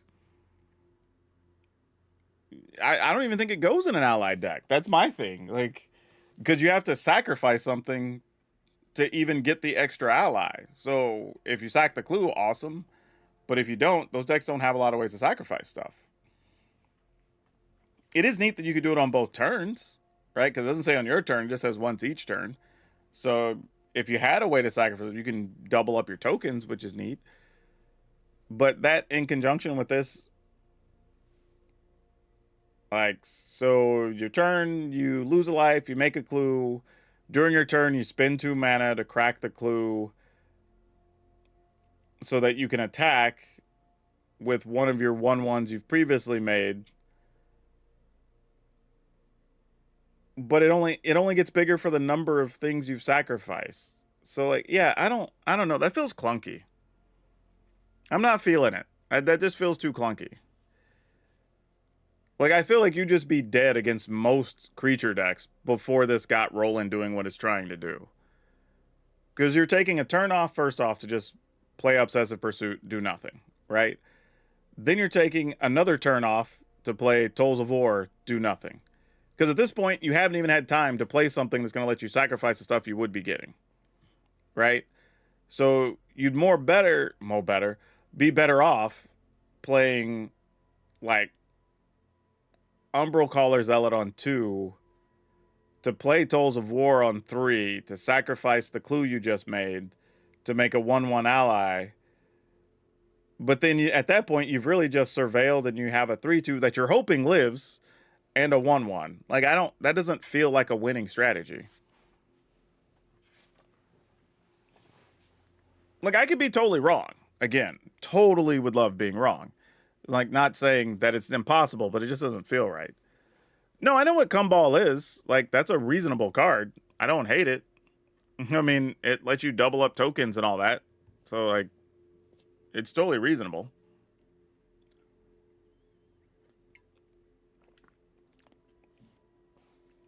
And that's better than some of the other options. But I don't know. I don't know.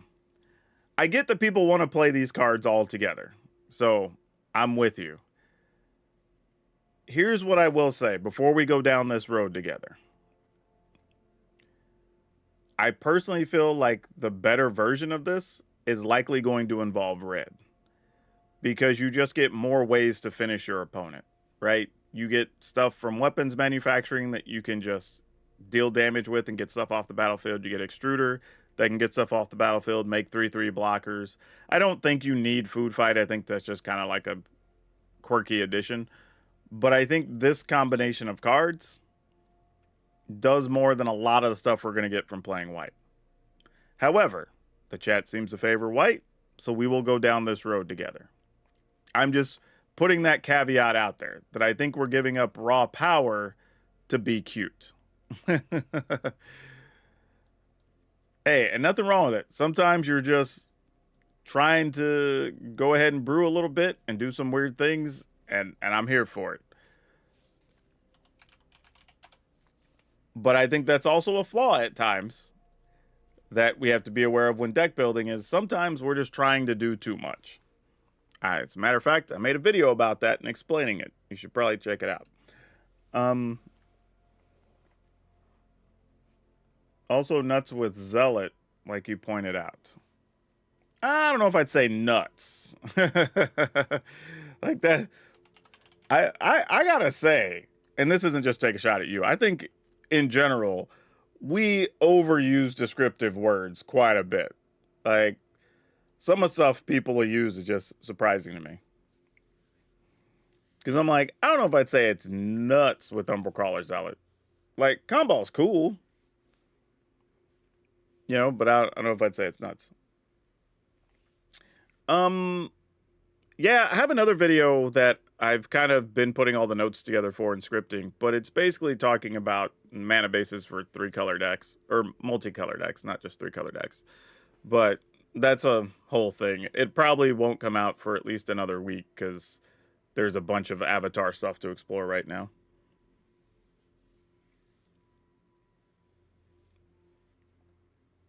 I don't even know, like, I think I've gotten better at evaluating cards based on what gameplay actually goes from your video. Well, that's the thing, right? I always tell people, when you're watching videos of gameplay, don't look at them just for, like, what wins or what loses, right? I think that's the wrong way to view videos. Matter of fact, some cool deck ideas I've gotten have come from people's decks who have lost and didn't like their decks. And the reason is, you should be watching how those decks won or lost. Because a deck winning or losing could just be for a lot of reasons. Like, somebody could have got a bad draw. Their opponent could have drawn the stone cold nuts. They could have been a long game, and then they just drew poorly on the last couple of turns, right? They drew like 3 lands in a row. Or, I don't know, a whole myriad of things, right? They got the bad matchup 3 times in the video, so the win-loss record looks worse, or whatever. But if you take away, oh, all right, well, I would have played this turn differently, or I don't like this card over that card, or whatever, like, that could change how the deck operates for you. For better or worse, right? So I always tell people, pay attention to that. Look at the interaction of the cards and what they're going against and how their opponent's stuff affected their plays and their deck build and whatever. That's the stuff you should be taking away from the video. Not just whether something wins or loses. Because I've said before, I've even had videos where I've gone like 8-0 or 9-0, and I'm like, this deck isn't an undefeated deck. No such thing as an undefeated deck, right? It's fun to say in a video, but and it gets people to pay attention. But the reality is, like, you ran hot for 8 games. Realistically, it's probably like a 5-3 type deck, which is still good, but it's not insane. You know what I mean? So just looking at whether it wins or loses doesn't tell you the whole story. You get Voice of Victory. That's, yeah, true. But here's the problem, right? If we start going down the road of just Voice of Victory, Sephiroth, blah, blah, whatever, why are we even bothering doing all the, like, Tolls of War, Obsessive Pursuit, whatever? Those decks are just good without these cards. Like, again, not arguing against those cards, but, like, that just defeats the purpose of even playing Obsessive Pursuit and doing all this other stuff. Like, you're actually just slowing those decks down by playing these other cards. So, like, is that a thing we even want to do? Because don't get me wrong, Voice of Victory, still a damn good card. Sephiroth, still a damn good card. But do those decks need the Obsessive Pursuit and the Comball and the Tolls of War or whatever? Like, probably not. Truthfully. Like, I don't even... Like, I will say this, at least, like... This could still... Like, if you were to play Voice of Victory, for example, it at least can trigger Tolls of War. Just because you just sacrifice permanent, you have to sacrifice the tokens anyway at the end of the turn. So, like, that's a thing at least. You lose one of your tokens and replace it with an ally. Right? So that's not terrible.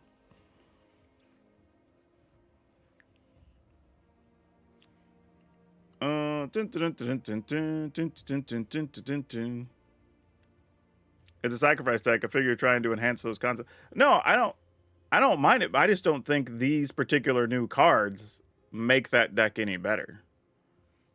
Like, Obsessive Pursuit, I mean, we make a clue that we could put a counter on something and give it lifelink, but ultimately, those decks aren't trying to kill you that way, right? Their plan is just sacrifice a billion things, get stuff back out of the graveyard, kill you with some combination of the vampire draining you and or Sephiroth or Big Bartolome or something like that, right? Like that's their game plan. Like they don't, all this other stuff is just set dressing at that point. Like it doesn't do anything to help their plan. Kind of the same thing with Tolls of War. Like, could you get another ally with it? Like, sure, but is it better than any of the other 2 mana things they're already playing or doing? Like, not particularly. Obsessive Pursuit feels like a control card. Kind of, but those decks don't necessarily just want to lose a life to have the option of getting a card every turn. I don't believe. There's probably some mid-rangey pile that plays a few creatures that could take advantage of this, but I don't think it's a pure control card. Because if you were going to go this route, you can still just play already, like Phyrexian Arena or whatever, right? Where you just take the point and you get the card straight up.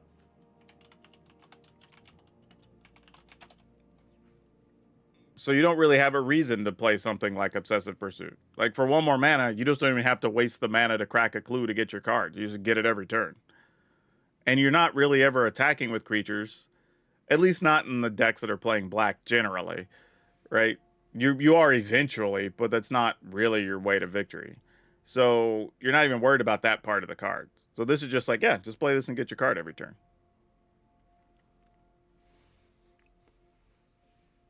I fought a few control decks playing it today. That's interesting. I mean, hey, if people are wanting to, go for it. But I don't know if that would be significantly better than just playing Phyrexian Arena.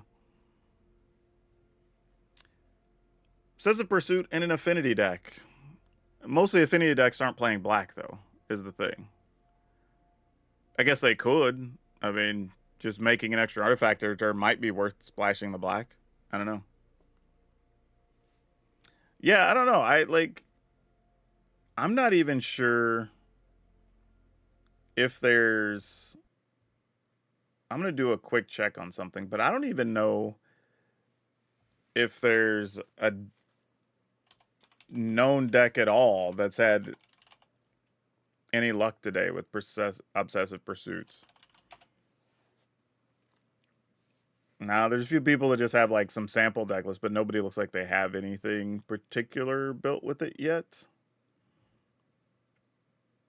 I mean, the only couple of things I can find do not have good early results. So that's probably not a good sign. But again, they look kind of like the previous decks just trying to squeeze in Obsessive Pursuit, which you probably just don't really need to be doing. Which is what that says to me, is we're potentially making a known good deck worse. I feel like we almost have to make something different or original to take advantage of it.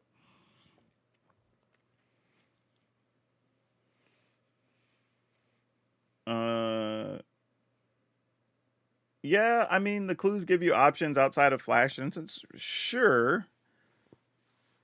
But here's the thing. This is what I'm saying, though.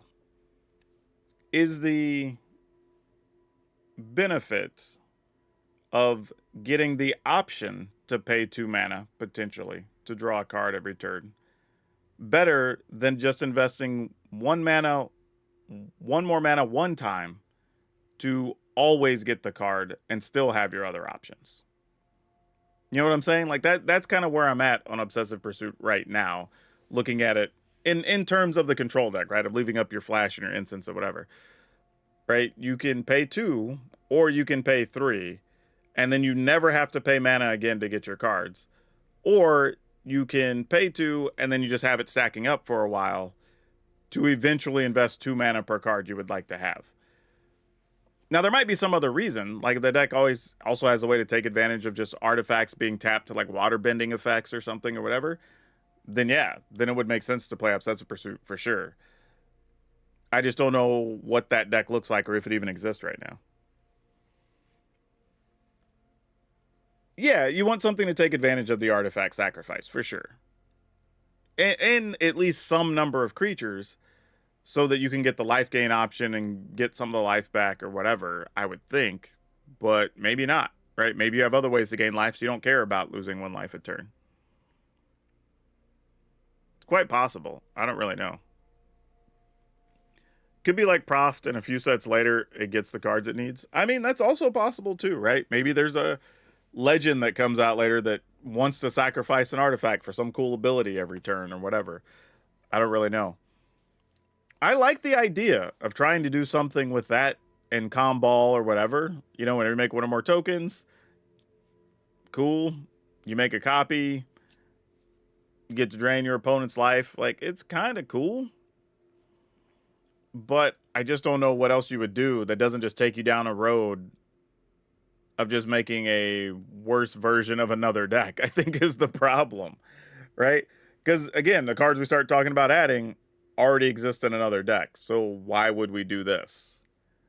Other than strictly so we can play Ball and Obsessive Pursuit, which is fine, right? Maybe that's the reason.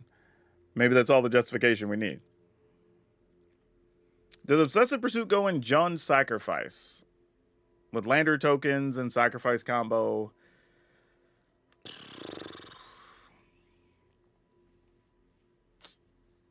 I mean, maybe.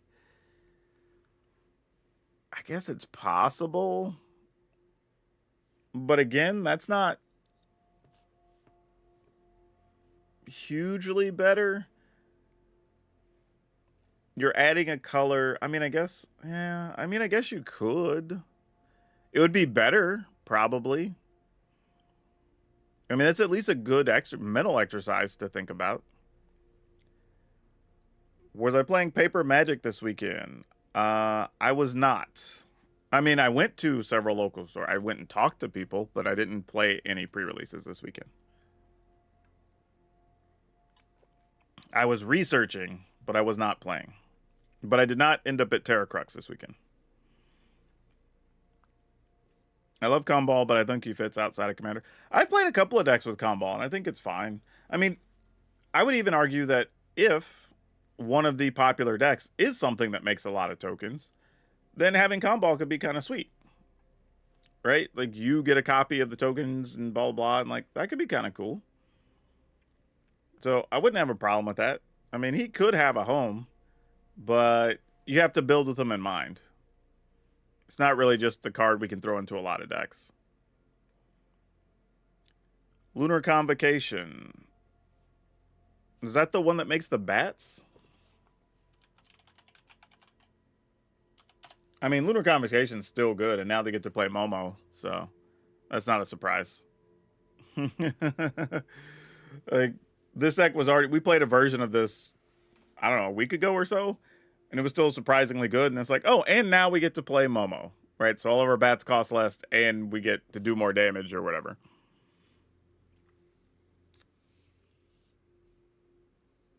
Asking if I'm going. Oh, they're hosting an event this Saturday. What? I don't even know what this Saturday is. The 20 something, 21st. I wasn't planning on it. I don't even know what's going on there, so I couldn't tell you. Not to say I won't end up playing cards this weekend. I've just been head down making. Have you seen my YouTube channel? I made like, I don't know, 7 videos in the last like 4 days. I haven't had time to go even look at schedules locally to see what everybody's doing.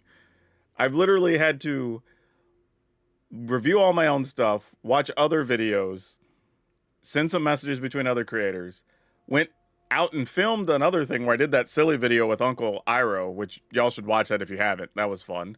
So I had to get all that. I also edited all these myself, by the way. And then also talked to all the local stores and players at local stores to get information for the set so I could build the craft, don't craft videos, and then recorded all those, edited them, and got those up. So, like, it's just been a pile of stuff the last few days. It's been crazy. Gain and Drain still sucks? Yeah, it does. Still good. That will work with Tessa and Zoraline. Oh, Lunar Convocation? Yeah, Lunar Convocation is just a good card in general. But Tessa is a fun card. Though, also a 3-mana spell, but kind of neat. Tessa says, at the beginning of your end step, investigate for each opponent that lost life that turn, and then whenever a clue you control is put into a graveyard from battlefield, create a spirit creature token with flying only once each turn. So Taysa could work with Obsessive Pursuit. That at least gives you something to sacrifice every turn, and it's a flyer, so you know that you get. Like maybe there's something there. Somebody says, "Yeah, your YouTube is awesome," and sorry if I've been putting my opinion out there too much. You are definitely the better player. No, you're totally welcome to put opinions out there. I'm not the end all be all either. I've even said before, like, hell, I said it today. Here's how I view a thing, but I'm actually kind of hoping I'm wrong on something, right? Because like I want more of these cards to be good.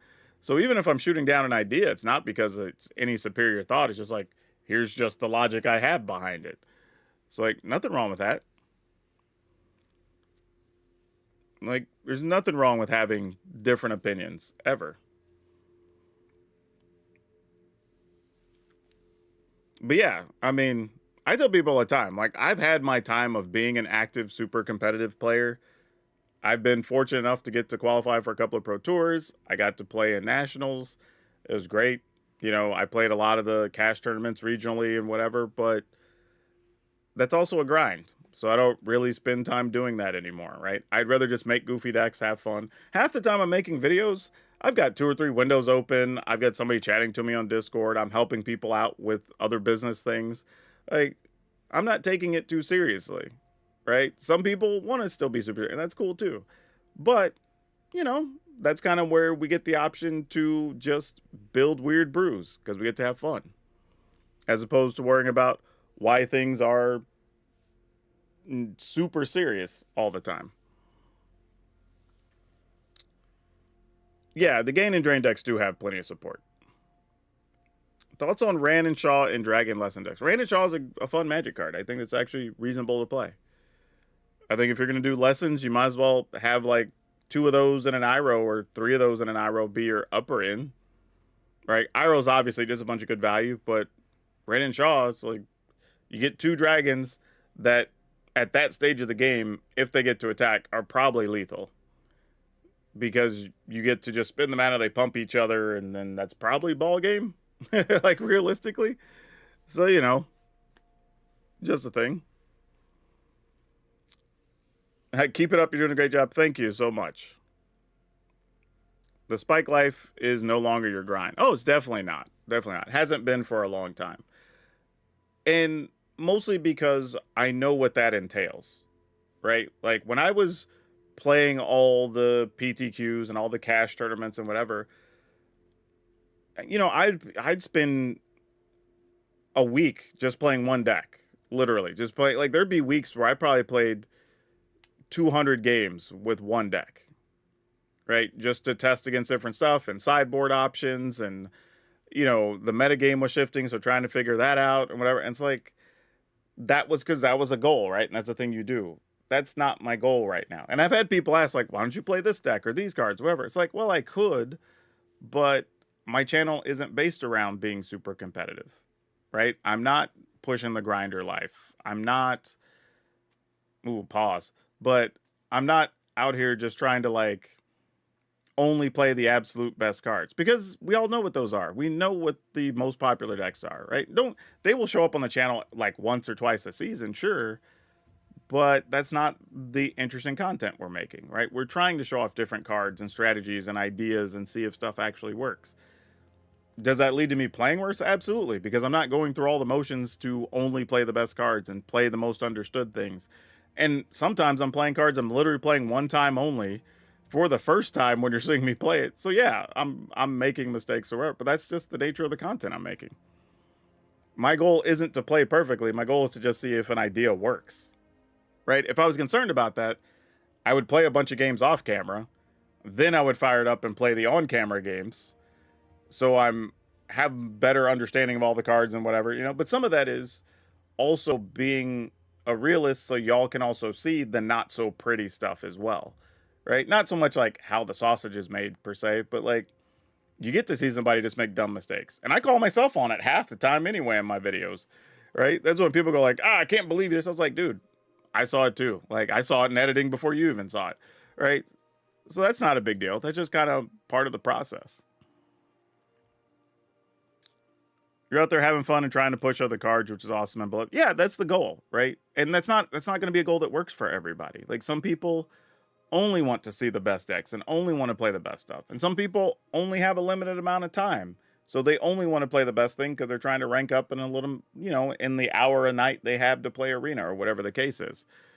Or maybe they're preparing for tournaments and maybe they're trying to be an RCQ grinder and they don't want to waste time on secondary cards that aren't going to be top level tournament competitive or whatever. And that's cool too. Like there's literally other pro players with full channels making content, to that audience. And that's totally reasonable. Like there's a spot for everybody. Yeah, but here's the thing. I wouldn't even say Jim Davis fits that because he even has his like freshly brewed and bronze to mythic and, all this other stuff, right? Like he's making fun content. Now, he will sometimes tell you like, hey, I'm playing these decks because I'm testing for, an upcoming event or whatever. But he does most of his serious testing offline more than he does online, right? Like because there's just a different type of content that works. And to be honest, as creators, we have to not get bored. That's the other thing. Like, could I take, I don't know, Jeskai Control or Mono Red Aggro or whatever and rank up to Mythic fast with those? Yeah, probably. But I would just be bored playing the games because it would be the same thing over and over for the better part of the week. And I would rather go through the learning process of trying all these new cards and lose a bunch of games or whatever in process to get to the goal of like, hey, I can share this cool deck idea with y'all that I just came up with and it's awesome. And do that. And that's way more entertaining. I enjoy playing off meta decks at my LGS. I did win my first store championship for Spider-Man last month. Oh, that's awesome. Congrats. Yeah, when I'm working a ton, I mainly play aggro decks due to battle pass nonsense warning. Yeah, and that makes sense too. I love both jank and competitive. Exactly, and there's room for that, for sure. Nothing wrong with having both those things. And there's two things that have come up recently that I've talked to people about. One is that realizing most of the large creators for gaming are actually not the competitive gamers. Because the average player of any game isn't ever going to be at a pro level. And they know that, right? They're not going to put the time, effort, pursuit, research, whatever, to get to that level. So they're not focusing on that. So they would rather just be entertained. To the level that there's even creators like Ninja as an example, right? He was a top level player for a while. And I remember, man, this was maybe just pre-pandemic. Because it was all the stuff going on where he was getting like the $10 and $20 million contracts for like Mixer and these other things. And there was a point where watching him and some other creators talk about like when they got away to go do the competitive thing, they would have people quit following them or whatever because they're not making content. Because they're off doing the thing that they got popular for. And then they realized the casual stuff was drawing as much views or more than their competitive stuff. So they were just like, well, hell, why do I have to go through the stress of doing all this grindy stuff and all this travel and whatever when I could just be here goofing off and having fun and joking with my audience and whatever and making equal or more money. And you see it all the time. Even in Magic, most of the top creators, like if you go look at any given time, the top stream people, they're mostly what you would call casual gamers. Like some are like casual competitive or whatever, but they're not the pro players, right? They're just not. And some of that is in any game. Like people that are good at a thing or at the top tier of the thing are not necessarily the nicest personalities or the best personalities, right? Because that's not their forte, right? Their thing is breaking down the numbers and the math and the trajectory or whatever, and whatever the game it is that they're playing to be good at it, right? That's where their mindset is. The rest is bonus. Whereas when you get somebody who's not a competitive player, their viewpoint is very different, right? They're presenting entertainment first with some fun gameplay on top of it, right? Like that, it's a different blend. And that goes for anything, even at the pro level, right? When you go and read some of these crazy stories about, hell, Michael Jordan punched one of his own teammates in practice for guarding him too hard or whatever, right? Like that's just a thing, right? People at that level are just, they're wired differently. But there's some fun story. If you know ball, Go look up some Brian Scalabrine. Like, that dude's funny, and he had a whole series about challenging people that just thought, if you weren't a starter in the NBA, you were trash at basketball. But that was way more entertaining to watch him do stuff than almost anything I've ever heard about Jordan doing off the basketball court, right? So it's just different mentality. Different mentality. Let's see. It says, I agree. Guys I play at F&M play the same deck week after week. It's more interesting to switch it up, even if I don't always win. There's too many cards and options to try out. See, that's a little bit different, though. When we're talking about F&Ms, that's a little bit different because it could be potentially a resource issue for people, right? Why they're not switching it up enough. Because, real talk, some people just may not be able to build a new deck once a month or whatever. So I kind of get it, right? Even in Arena, there's people that play some of the same decks. They just don't have the resources yet to build multiple decks. So that's a little bit different for people that are playing the same deck in an F&M every. And if you just like a certain deck, that's also it too. Now, there's also a different goal, I would say, when you go to a tournament and you've paid an entry fee. Even if it's something like on MTG Melee, there's tournaments happening on there all the time, right? You can go sign up for a tournament, all different types of prizes going on. And most of them are pretty cheap. Some of them even have like free entries. Some have super cheap, like $2 entry fees or whatever. But the difference is you're talking about a thing where you are dedicating both some amount of non-zero dollars and some amount of time, right? So people want to get something for that investment. And rightfully so. I don't think they're wrong having that mentality. So if people want to just grind the better decks more regularly, I get it. Even at F&M, where it's still more casual, I also understand why people have that mentality. I'm usually playing something off meta when I show up to local stores and play, but I get why other people don't want to do that, and that's totally reasonable. CGB is a great example of a yellow hat is competitive. His content is a mix of meta theory, draft, and brew. Yeah. Yellow hat's definitely up there. One of the better players, honestly, ever. Let's see. It says, that's a great point. Thankfully, you're awesome. I can hang with the League, Legends, and Magic. Thanks. So you're bad at drafting, so I mainly watch draft in the hopes to get better. Yeah, that's always a tough thing, too. Because I think there's a lot of people that will tell you, go ahead and draft first because that's the best way to play Magic and blah, blah, blah. But in the sense that, yes, you bought packs and you got something back for the packs that the money or gems or whatever you spent to play that draft, right? So in that regard, yes, that is true. However, if you're new to the game or you're bad at the game, you're still just going to lose a lot drafting, right? Whereas if you can go watch how to, like, if say you want to play a certain deck, right? Say you want to play an allies deck or a mono green deck or whatever, you can go watch videos, hell, probably 20 videos, 30 videos of people playing that deck. So you can understand it inside and out, know how the cards work, get to see all the text, do all the things. So then when you build that deck and you spend your money building that, at least your odds of winning are higher already because, one, you're playing at least a better proven deck, and two, you know all the ins and outs and understand it. Now, some of that, there will still be things you have to learn and practice of playing it, but your odds and your percentages should already be higher than they would be if you just randomly drafted a bad deck because you don't know what cards are good to draft or not, right? Or, all the fundamentals of playing with all these weird, quirky cards that you rarely ever see anybody play with. So it's a tough thing. It's a tough thing. I do get why people recommend it, but I've seen so many people also just throw money away drafting 6-7 drafts in a row and maybe get 1 or 2 wins between all those, right? The Lido Jr. says, I play some deck and try to tweak it.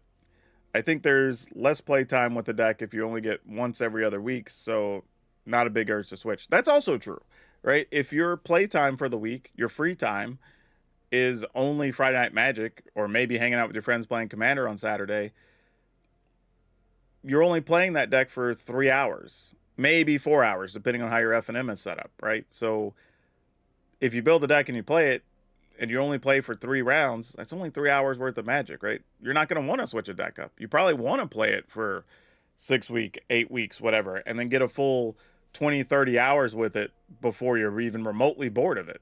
at that point. So that's another good point. You get too stuck on the one pack. That's fair. Yeah, so it's interesting stuff. But yeah, okay. So we got sidetracked from obsessive pursuit. Um all right, let's do this. I'm going to do a fun experiment here. This might become a video that we could do later. As a group, let's pick some cards. Man, this is probably going to be a disaster. That we want to put in this, and we will see if we can come to a consensus to at least play obsessive pursuit. Now, maybe Tolls of War, maybe not. I don't know. But the only rule we would have is that this has to be significantly different enough than the other Orzhov sacrifice decks. Yeah, see, going Sephiroth, Airship, Greedy Freebooter, that feels like we're starting to go down the other road already. Like, is it possible to build this and make it playable without Sephiroth? Like, maybe? I mean, we can still do it. But again, at the end, when we look at it, does it look different enough from the other decks? Because if not, you should just be playing the old version, because the old versions are good. And, oh, I missed an E in there. But, like, that's one thing, too, I think sometimes people get hung up on of, like, oh, well, I'm going to make it different just to make it different. But if at the end of the day, you just made a known thing worse, who cares? Go back and play the other thing that's just better. And I know people are like, but I don't want to play the same thing. But here's the thing, y'all. Like, I tell people all the time, if we were going to start building a new style of car today, there's fundamentals we already know, right? We know the aerodynamics of cars. We know that round wheels are better than square wheels. We know how combustion engines work. We know how batteries work, right? We're not going to start over and go, yeah, F that. We're going to make a whole new battery, right? No, I think there's a way that we can make triangle wheels work or octagon wheels or whatever, right? Like, there's some stuff, if you already know it's good, it's good. I mean, it's good for a reason. I'm not saying we can't play Tesa or Comball or whatever. Like, we could do the Comball stuff if you want to. I mean, I think we only have room for a couple of 3-mana duders. So if we do, it's probably Sephiroth and Comball. I don't think we could play, like... I don't know. I mean, you could probably do Sephiroth and, like, 2 or 3 Comball and, like, 2 Tesa, maybe. You could probably get away with that.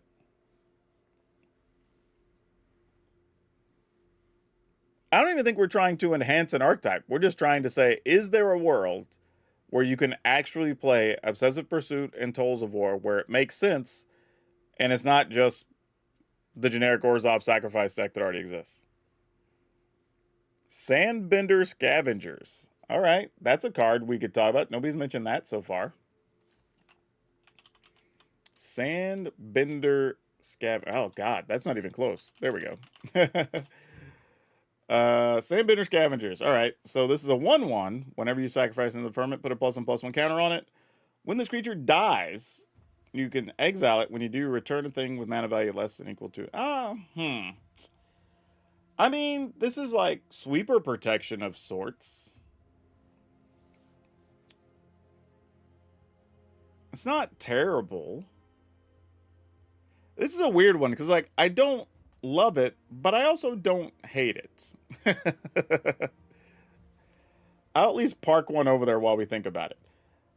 I like, okay, I'm going to put Umbral Collar Zealot, because, and here's, to be fair on the Umbral Collar Zealot, it is the best thing for sacrificing stuff. I think just outright, since it lets you sacrifice creatures or artifacts, it's probably the best thing. So even though that does appear in multiple versions of this style of deck, I don't think there's any way to really get around that. It's by far the best thing. Callous Inspector. Oh no, this feels like something I'm not going to like.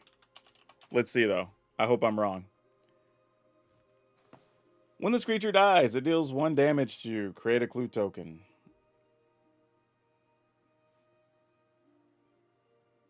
Man, like, this doesn't... I don't want to hate it. It's just like, I mean, I guess. Dealing a damage make a clue. I mean, it does have menace. I mean, is the problem here though is, and again, this kind of starts putting us down the other road, which I hate. But when you start talking about like the other creatures that die and just replace themselves with another creature, those are going to be better than this, right? Whether you're playing the black one that makes the 1/1 flyer or the white one that makes the artifact creature, they're just, I mean, it's tough, right?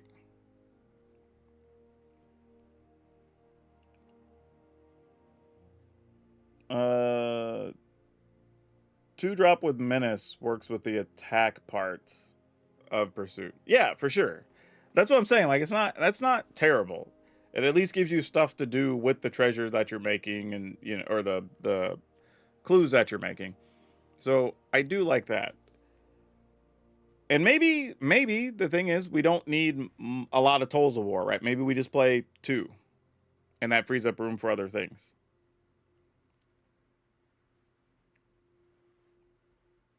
Oh, the My Cabbages?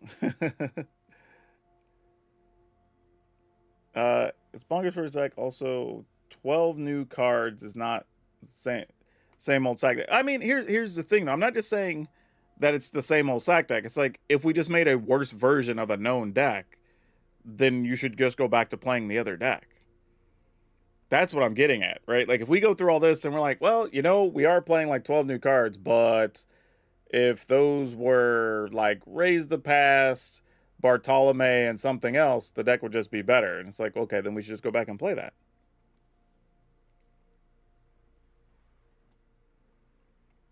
So like that's the issue, right? It's not that it's not the old deck. It's like, okay, sure, it's not the old deck, but is it different just for the sake of being different, or is it different because it's at least equal to or better, right? Even if it's not better, if it's at least close to equal, then it's at least worth the exercise, right? Because even when we're talking about the Sandbender Scavengers, sadly, there's a lot of other things in the slot that are just as good, right? Where you're talking about Servandin gets bigger, right? Which also doubles as removal. Because once it dies, and it also has vigilance, right? So obviously this card's good. And then this is what I was saying about Bartolome as well. It's just another sack outlet for 2 mana, right? But again, these all already exist in the other versions of this deck. So like the good parts to take advantage of these other things sadly already exist in another deck. You're definitely going to be more aggressive with this. Otherwise, I don't know if obsessive pursuit even matters if that's not your goal. But I don't know. Yeah, most decks could be shelved as meaningless and that attitude. Oh yeah. I tell people all the time, like I make in any given season, you will probably see 80 to 100 decks that make the channel, right? Playing a different deck every day on the channel. Realistically though, I probably make anywhere between 115 to 150 different decks during a season. And those others just never see the light of day. Like I think I told y'all in a video, I made like 26 versions of Slime Against Humanity that were just bad. Like legitly just bad. Like and I'm talking about like losing stretches of like 2 and 25 or whatever. Like just abysmally bad. Those never make the light of day. They just get shelved. Hell, some don't get shelved. They just get deleted because I know I'm not going to do anything with them. So it's like, yeah, that's a real thing.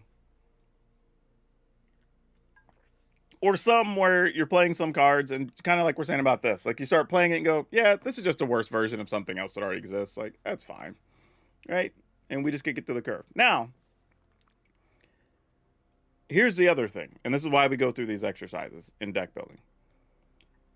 It's also possible we look and say, okay, if we are already wanting to play other parts here from the previous deck, do we say, all right, let's go ahead and play it like the old deck, but we just play some number of copies of the new cards and see if they even work in there. Yeah, sure. Servanden definitely only works for creatures. Like, that's absolutely true. But if we are able to make extra tokens and stuff, then we have things we can sacrifice. But yeah, I mean, I'm willing to give the scavengers a shot. The real downside to the scavengers is that it doesn't have a good turn to be a blocker until you already have other things, right? Whereas your other stuff that's already like can sacrifice things or start out at least a 2/2 can allow you to do something. Where this is kind of like, you know, like it needs other stuff to be viable. But let's say we load it up on those. For now, we'll replace the Servanden just to make use of playing other things. Play some Bartolome so he has some extra sack effects. Greedy Freebooter makes tokens. Obsessive Pursuit makes tokens. The Tolls of War will make tokens. I guess this is where if we're going to do it, we go back to the Comball, right? And then I guess if we still want to try, we could say a couple of Teysa. So those are our 3 mana slots. And then the rest has to be... Actually, that's probably not even going to work. Yeah, man, I don't even know if we could play 3 Tolls of War. But I kind of want to because it makes a token whenever we're sacrificing stuff, which... Because I really want to play at least 6 spells of some kind. And they probably end up having to be removal. So probably like 3 and 3 of something.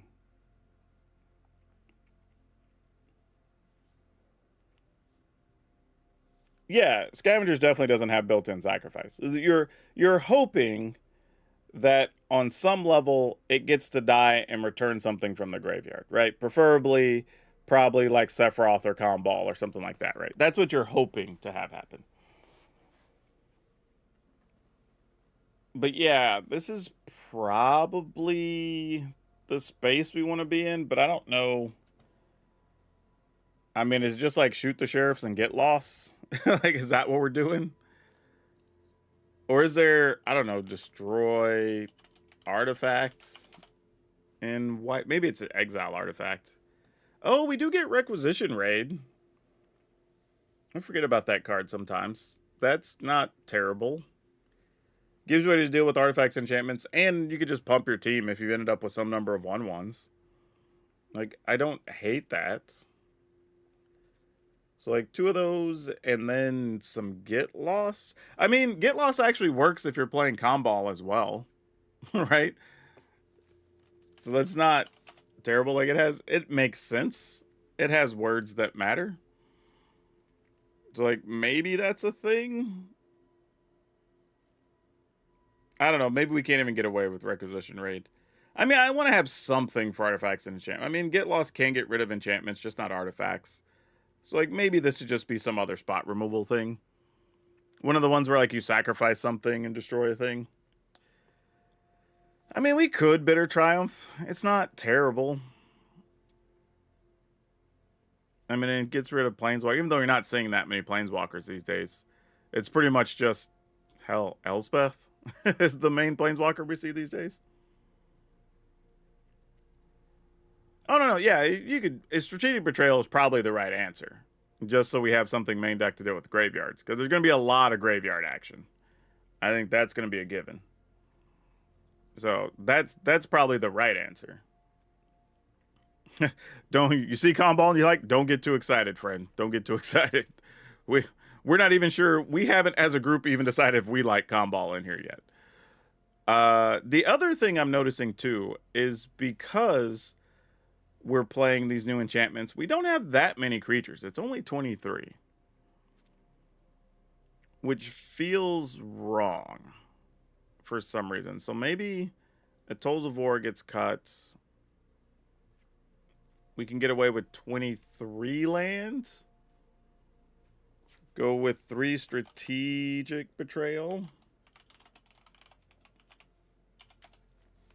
Oh my gosh, what did I do there? Oh, are we still? Nope. Hold on.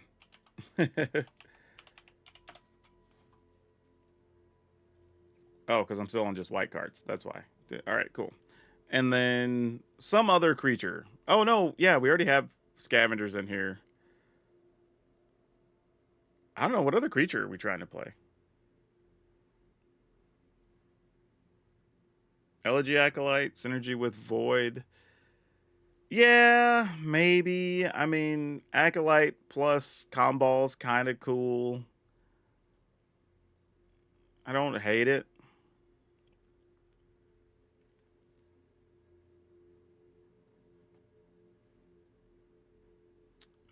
It may not be Sephiroth time. Maybe it's not a 4 Sephiroth pile. Maybe it's a 3 Sephiroth pile. I mean, because the goal is to still be making tokens off of Tesa and Tolls of War or whatever, assuming everything's working right. Like, best laid plans and all that good stuff. But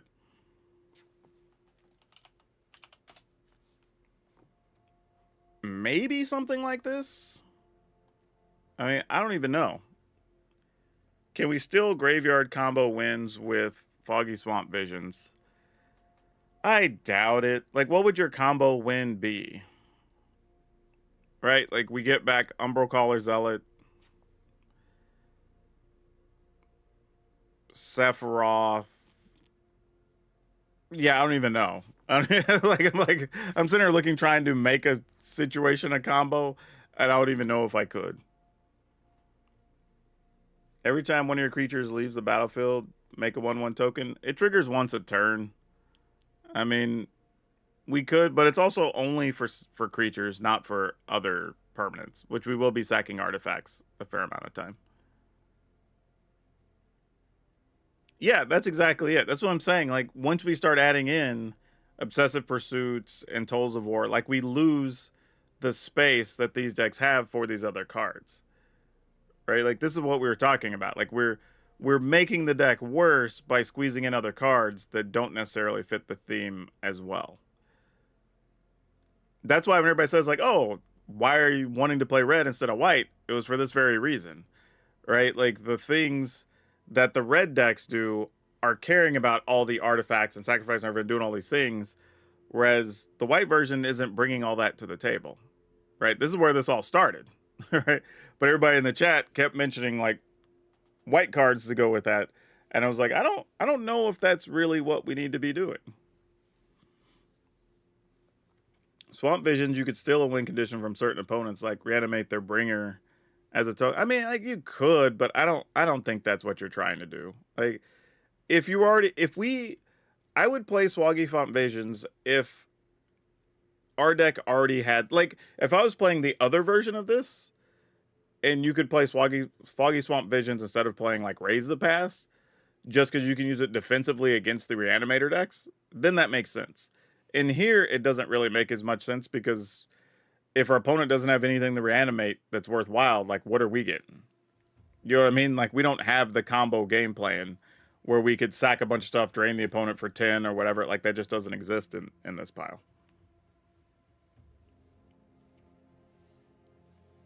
Uh,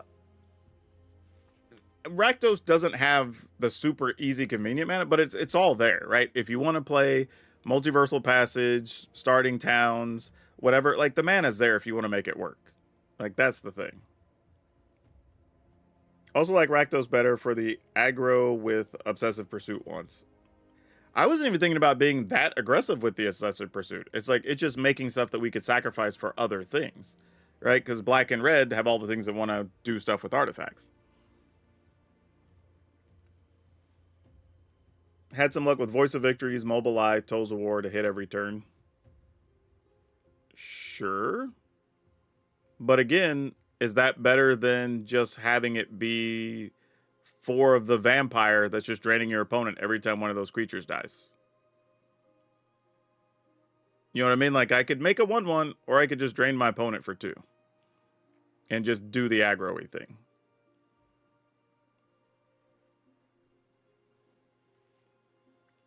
So yeah, that's where I'm at. Not saying it, like, again, Voice of Victory is a good card, but I think at the end of the day, if you literally just go back and say, all right, let's cut Sandbenders, let's cut Toll's War, let's cut the Obsessive Pursuits, and the Comballs, and the Tesa, and then we just replace this with all those other cards we've been talking about, right? The 8/1/1s that replace themselves with token, the vampire that drains their life total, the Voice of Victory, whatever, like the deck's just going to be more consistent and better. You know, I think is the problem.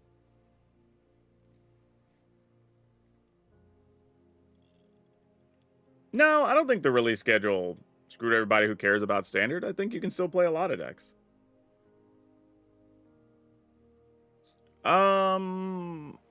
I don't think Heartless Act is a terrible card, but there's going to be a lot of times you're going to want Heartless Act to be a removal, and you're not going to be able to kill the thing you want to. So right now, until the format shakes out, I am not looking to play Heartless Act. Even in the early access streamer stuff, there was a couple of turns where I was like, man, I just wish this was anything else. And don't get me wrong, you can still remove counters, which sometimes can save you from dying in random situations where, like, you can effectively reset a Ouroboros or something or whatever, right? Those things will still matter. But, I mean, if your opponent's just got lands with earthbended counters on them and different things, like, it's just going to suck and you can't kill their thing, you know?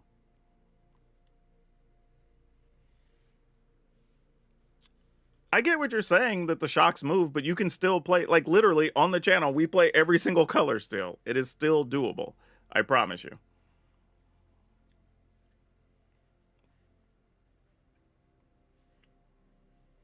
Yeah, and there's nothing wrong with re-engineering just older decks, right? If you like them and you like those strategies, then play off of them, for sure. But yeah, I don't think, like I said, the only things I've seen so far this morning that have, or at least today, that have any reasonable amount of games played with the enchantments we tried to play did not look like they had good win percentages. So I don't think people figured out what to do with them. And I don't think we have either. Which is sad, because I think the Pursuits is an interesting card. Just not sure what the rest needs to look like. But I do think my first attempt in a video when I play it is not going to have white. I think I'm going to be on the red side of things if I were to do it. It just makes more sense to me. Like, right or wrong. And again, I'm willing to be wrong. But when you have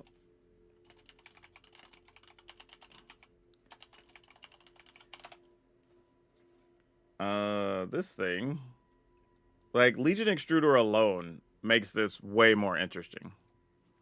Right? Chandra gives you a way to draw cards if you need to. Or even if you get to Ultimate Chandra, then, like, every artifact is dealing damage, right? Just, not saying we need to play Chandra, but there's other things we do. Just red cares about, how many things even care about just straight up sacrificing artifacts in red and black? Now, some just say, oh, there's this. Judy is funny.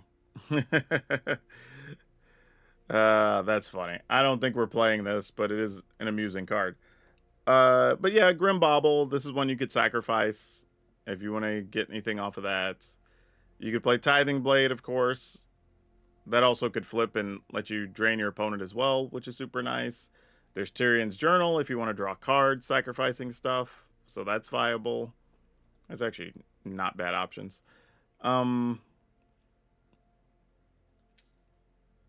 Probably, those are probably some of the better options, really. Melted Moxie, I've seen some people try to play this at times. I haven't been a big fan of it, but there's probably room for it. Food Fight is cute. I don't know if I would play it, but if I were, this is one of the few decks where it's probably worth playing. I mean, granted, it just lets you sacrifice, like, you know, later on you sack clues to deal damage instead of draw cards or whatever if you wanted to. I would try it with FOMO. It's possible. We all be rejoicing when Lorwyn drops? Yeah, I'm sure some people will. Like, people are going to be excited about it. There are a handful of Edge of Eternity's Rakdos colors it couldn't make work that might work now. There is a particular card that I think could work really well in here. And we'll talk about that here in a second. Wait. Does this give... Nah, wouldn't be enough things to take advantage of that. Devastating Onslaught is amusing. I don't think that's going to make the cut either. Alright, so... I was just thinking about other stuff we could play in here.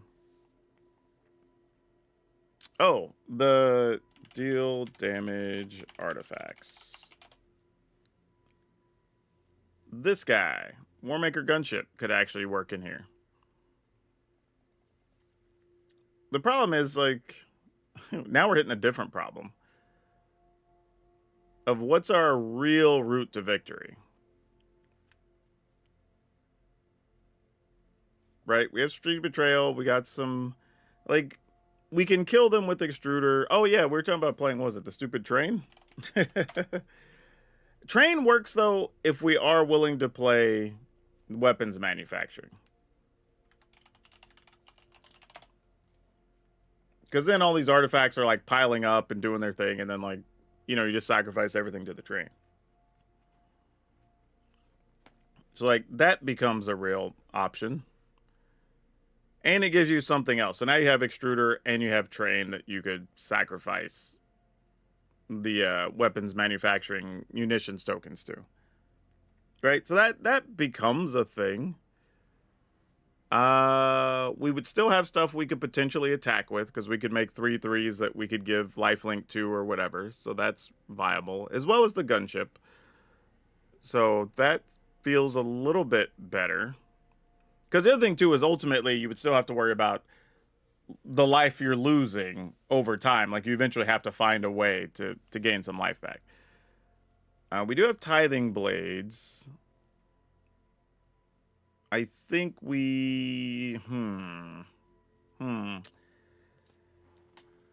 wonder if this is a deck that wants to play, like, a Braid.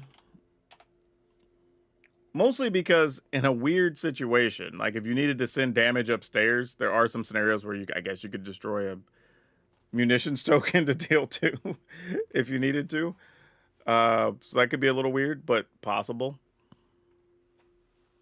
I don't even know. Like, this looks weird. This probably isn't right. Are there any other artifact creatures in red or black that are worth playing? Something that's an artifact and a creature. Hull Carver, it's Death Touch for one. That's not the worst. Demon Wall. Oh, there's Trebuchet.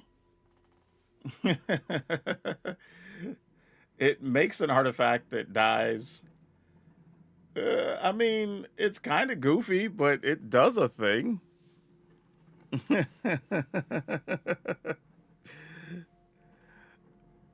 I don't know how much I like it, but I mean... it's a real card. So whenever you attack, you create a 2/1 colorless construct artifact creature token with flying named Ballistic Boulder that's tapped and attacking. Sacrifice at the beginning of the next end step. I mean, I'll put a couple of those in here for now. I don't really know if that ends up making the cut, but it is amusing to me. What else is there? I guess there's not really much else. I was thinking, like, is there something where maybe when artifact leaves play, or leaves battlefield, I guess. Terminal velocity. Let me put an artifact or creature card from your hand. We're not going to be doing that. High Bay. Whenever you enters or attacks, you can sacrifice another artifact creature. If you do, put 2 counters on this. Meh. That's not really what we're looking to do either. Is there an artifact that create creature token? What else is there that fits this description? I mean, obviously there's the airship, but we don't have that many ways to crew the airship would be the real issue. I mean, down the road, obviously, with like extruder tokens and stuff, then like maybe. But without that, I don't know if we really have enough. Oh, this was... I always forget about this card. Magmatic Galleon, I did play this for a minute. It's expensive, but it does deal 5 straight up to a thing. And then sometimes you smash smaller stuff, you get a treasure, and then you just have this big 5/5 you can block with. Yeah, Clockwork Percussionist isn't bad. Also, the Piggy Bank isn't bad. So, like, if we wanted to do that, I think there's room in there to do those things. Like, Piggy Bank, I think, is reasonable as well. Because it's a real creature that just makes a treasure, straight up. So you can play the other stuff. Not a lot of creatures in here, only 10. But they get you value when they die. That's the biggest thing. Because if you're not playing a lot of creatures, you know they're going to die to everything. So that's not bad. Mere Battlesphere?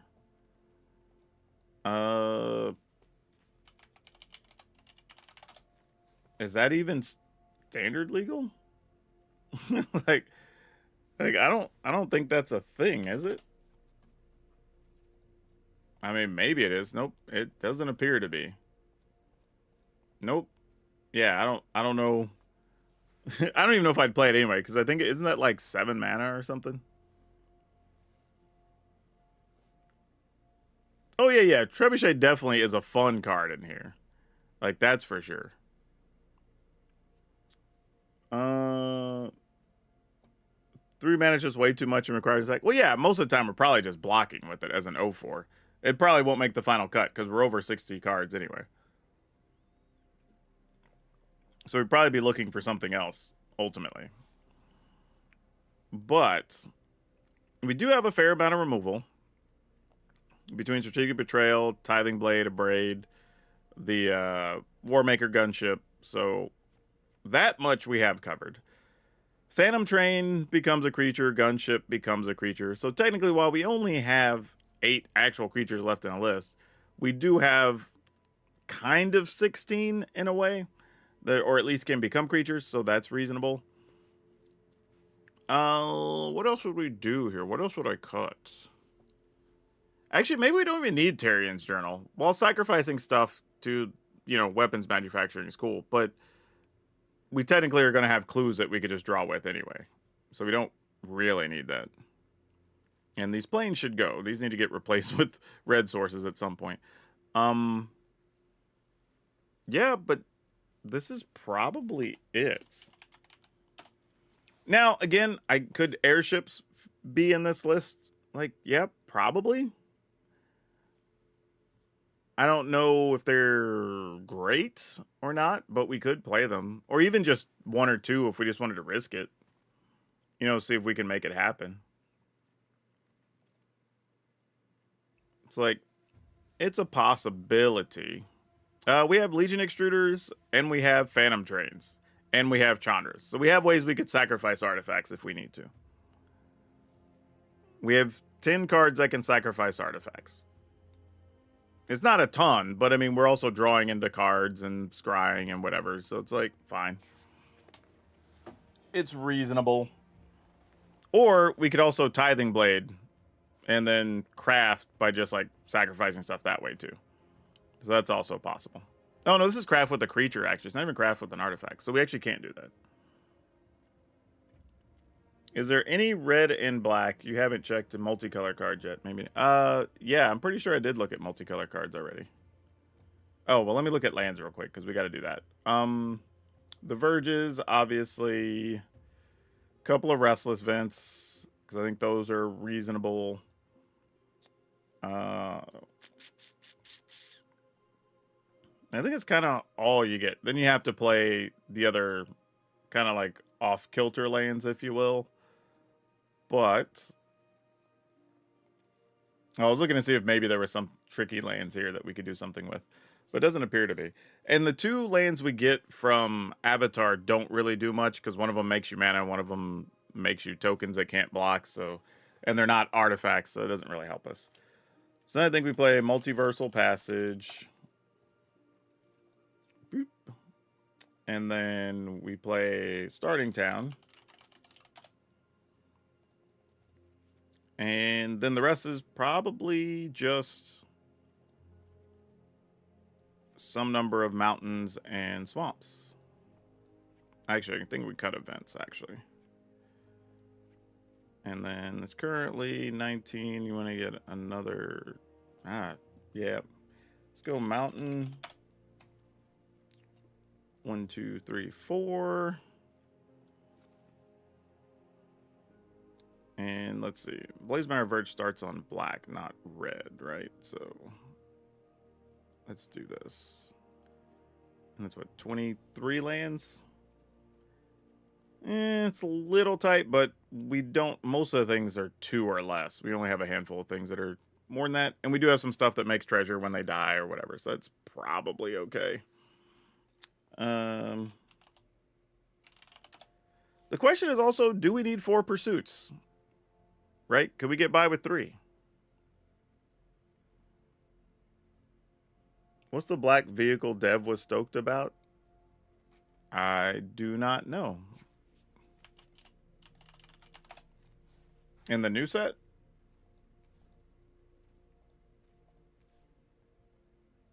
I mean, there's Airship and there's Fire Nation Drill, which this card's actually legit. I mean, it's a removal spell. I mean, it doesn't necessarily help this deck other than just being an artifact, but it actually is a real card. So, I mean, that's a real thing. It just makes me want to do another failing revision of my experimental confectionery scavengers talent deck. Fair enough. Like, we could play Drill, but Drill isn't necessarily bringing anything to the table at this point. It's just another removal spell. And we have Warmaker's Gunship, which should usually be hitting for at least 3 to 5, right? Because we have so many artifacts in the deck. So, hopefully that's the case. Not counting stuff that's also making artifacts, right? We have Tithing Blade, we have a Braid, we have Legion Extruders, we've got Strategic Betrayal. Like, that's already a lot of removal. And I don't even know if we need the Braids or not in here at this point, right? So, that's a lot already. But I think we can cut 1 Obsessive Pursuits. Are there any other artifacts from this set that we can even really consider? Twin Blades, that you need something to put that on. War Balloon. Put a fire counter on it. As long as this vehicle has 3 or more fire counters on it, it's an artifact. It's 4/3. It's cute in the sense that you could make it an artifact on its own. And it only needs 3 fire counters. So basically, you play it, it's not a creature. The next turn, you could spend your 3 mana and it is a creature. It's like, that's fine. It's just not, like, crazy exciting or anything. Yeah, these are like Meteor Sword. It just costs a lot to destroy a thing. Yeah, these aren't particularly exciting. Not gonna lie. There's not a lot provided here. But I don't know. Maybe something in this space. Like, I'm still tempted to just throw like a 1 of Airship in here just because. Just say like, if we get there and we get to do the thing, awesome. Right? Like, I don't know that we will, but maybe we could. So, I don't know. What if we cut, like, a Braid? Squeeze an Airship in. I don't know. I feel like if we're going to play Airship, you kind of need to be playing 2, actually. So, we have 3 Betrayal, 2 Tithing Blade. That's 5. 2 a Braid. That's 7. 4 Extruders, 11. 4 Gunships is technically 15 points of removal. Don't know if we need all of that or not. It is quite a lot. I am going to remove 1 and play 1 more Airship. And then that is probably the version we will try to play to make this work. And it might be absolute trash. I have no idea. But at least has enough removal that you should survive the creature decks. Has enough long-term game with, like, manufacturing, Legion Extruder, some creature lands. So, like, you could still have some game against the control decks. The downside is, like, a lot of your stuff is going to get wrecked by Ultima, but you do at least have some lands that do stuff. You still have weapons manufacturing you could build up from. So, I don't know. We'll see. Fire Nation drills, so we can call it an Avatar deck.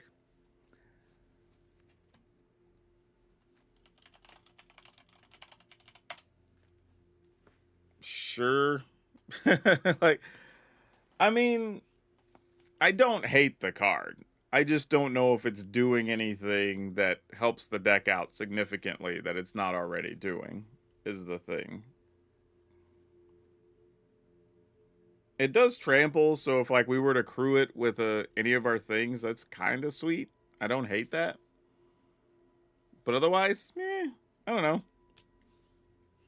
But we're probably okay without it, I think.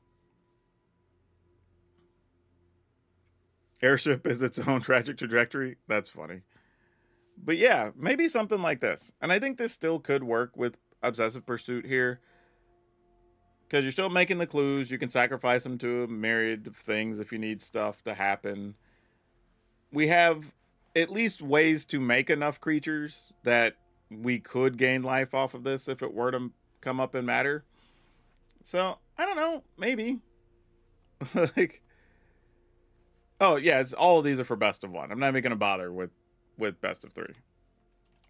I play best of three when I go to local stores or play like the rare RCQ or something. But for content, more people are playing best of one in Arena, so it just makes sense for me to do best of one more often.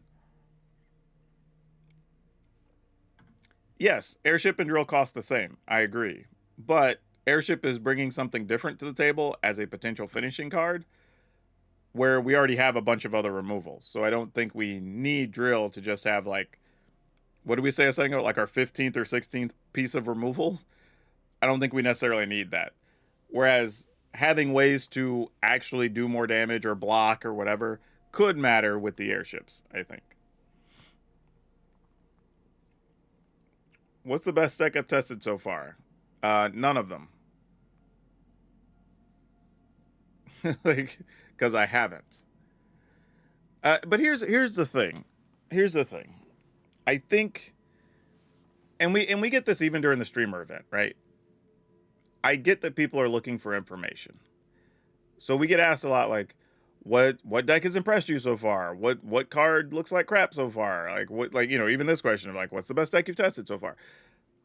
The reality is anything we tell you isn't even going to be that valid in a lot of cases because we haven't played them against other decks that are already well built and complete, right? So even if we thought something was solid, it's solid with an asterisk because we were playing against other decks that were trying to do new things and squeezing cards in that you aren't going to be playing soon on the ladder, right? Or people that are just playing old decks with one or two new cards because they haven't had a chance to hit payday this week and then get their cards for arena or, for just paper cards in standard or whatever. So any information we give you on that front can only be so accurate. And we're in a world right now where I think you're going to see standard change a lot each of the next 3-4 weeks because we literally just had a banning where nothing really happened for a week, right? Because we were already talking about all the Avatar stuff. We had the streamer event, whatever. And then boom, now Avatar's on and we're doing that. So we don't even know what standard looks like right now. Big Blimp Energy is funny, silly, and overall fun. It is, actually. On the best one ladder day, the green deck is explosive fast, the land bending or whatever. Oh, I'm sure it is. But I think also once the format settles down, and if that becomes a big deck, then people are going to pivot to playing more early spot removal and also probably leaning on Ultima, which wrecks the earthbending stuff. Right? So like there's answers to it already. It's just the interesting thing is the mid-rangey and control decks are basically going to respond to the aggro decks. And the control decks always start out worse in the season because the choice of spells they play to be good is going to be predicated on the metagame, largely. So they almost need to see what decks people are playing more of to know what types of spells or removal or whatever they need to have or can get away with. And then that's where you start seeing the shift back and forth between all the decks and the cards. Russell Joy says, I was pretty shocked how fast green land bending is. I play a super fast deck, and that deck will, with the right draw, destroys me. Yeah, doesn't take a lot. I mean, when your cards are making 2 creatures at a time, that's pretty good. I don't, Panthro, I don't think it's about developing more in January. I would argue it's going to develop faster next month because people are going to have time off to play because they're getting time off work, off school. There's going to be vacation time, whatever. It's going to keep developing with each set. I don't think it's going to be more or less or whatever. I think when we get to January, February, you'll just see it shift again because there's more cards. And then when Turtles come out, it'll shift. And then when we get to Strixhaven, it'll shift. I'm more talking about within the set itself or this current standard meta because, you know, this is what we have to work with. I think you're going to see a lot of shifts over the next few weeks. And there's going to be a lot of games being played. We see it every time over the holiday break. Day of Black Sun. Yeah, that's also a good one. That card hasn't even started popping up yet, and we know that's going to get some amount of play. I don't know how much, but it's definitely going to get some play. Would the last Agni Kai help with spot removal and ramp? I don't even remember what that card does. Target creature you control fights target creature and opponent controls. If that creature... Oh, if the creature opponent controls is dealt excess damage this way, add that much red until end of turn. You don't lose the unspent red mana as steps and phases end. I don't know. Like, you have 2 mana spells that just deal 5, kill a thing. Like, wouldn't that just be better in a lot of cases? Like, because again, this is a situation where I'm going, I can play... I don't know, let's say I'm playing mid-rangey Gruul stuff, right? And I have some 4 or 5 power thing, and I'm going to use that to take out, like, your 2 mana thing. And then I have 2 spare mana left over. I mean, it's not terrible. I just don't know what I would be doing with it that isn't better than outright just having a spell that can kill something if I'm already in red. I think is the issue.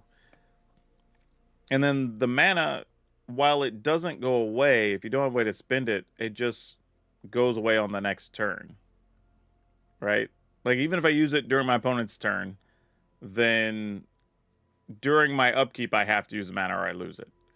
Or if I do it on my turn, I lose it during my opponent's upkeep. So, I don't know how much benefit I'm getting off of it.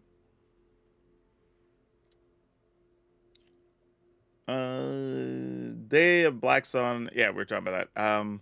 I had to bring in 4 of the white exile 2 mana or less card because of today's best of 1. Seam Rip. Yeah, Seam Rip's good.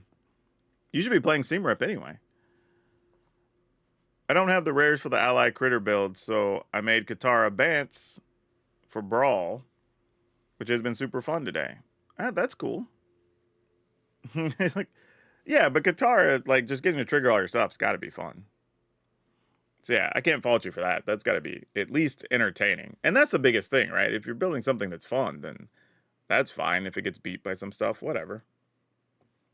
Yeah, all right. I think I'll leave this, and this might become the experiments. We'll hit the craft button. These are cards I'll probably want to use anyway. Don't know if it's any good. We will find out at some point very soon.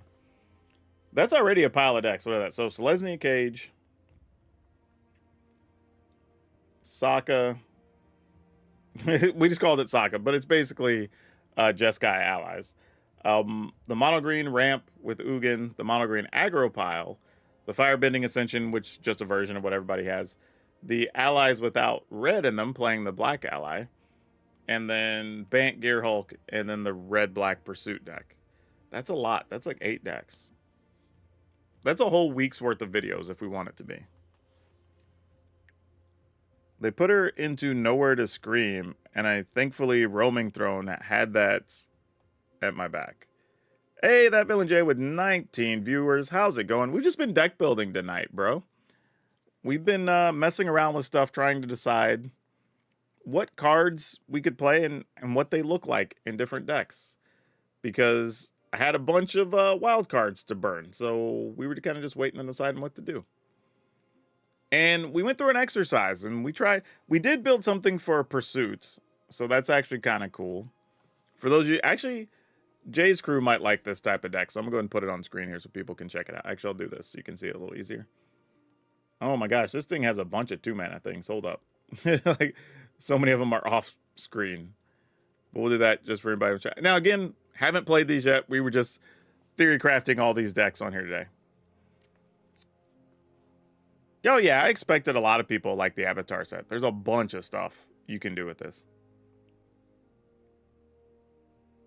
Do you ever play decks from donations? I have a weird deck I enjoy, but it would be cool to see you play it. I do that every once in a while. I did it a lot when I was streaming a lot more. Now I stream, sporadically, so I haven't really made it a thing. But it is something I would do. I used to do it 2 ways. We would do stuff where we do deck doctoring. So I will take people's decks and help fix them up or whatever. And then I do somewhere I also play people's decks. And what I usually do is I will start a queue, and it's free. So, first in gets played, whatever, till the stream's over, till we cut it off.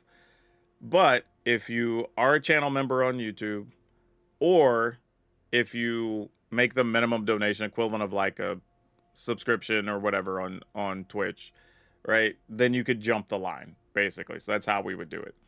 So if you got in here late and you couldn't get in the queue, like, you could jump the line and then you're next up or whatever. So usually when we do it, we'll do it like that. So technically you don't need to have any type of payment or whatever, but depending on where you are in the queue, you might want to have a payment just to make sure you get your opportunity. So that's usually the best way for us to do it. So yes, we still do it. I plan to do it in the future because I will be streaming more over the next few weeks, because part of the reason I wasn't doing a bunch is I was going to a bunch of major events. So I was at PAX, I was at multiple Magic Cons, I was at the Command Fest. Hell, we had the Command Fest on back-to-back weeks or whatever. So it just didn't make sense to do a lot of streaming. There was just a lot going on. Plus local stuff, plus making all the videos, and so it just didn't make sense. But now that I'm going to have some downtime, the only thing I have coming up over the next couple months is, I have a commentary thing for the Arena Championship 10, I believe it is, will be timeless. So that'll be a fun one. So that's the only thing I have coming up. That's just like one weekend I have to do. So the rest of the time, I will have some time to stream. So we will be doing some more of those, playing people's decks and doing some deck doctoring. So definitely will be a thing. Turd Gobbler says, I like your YouTube. Jay speaks very highly. Well, thank you so much. I put a lot of silly time into that. I say silly. It's not really silly time. It's good times. I agree. Go check out Jay if you haven't seen his stuff. Jay also does a bunch of YouTube videos, so you should go follow him on YouTube if you haven't.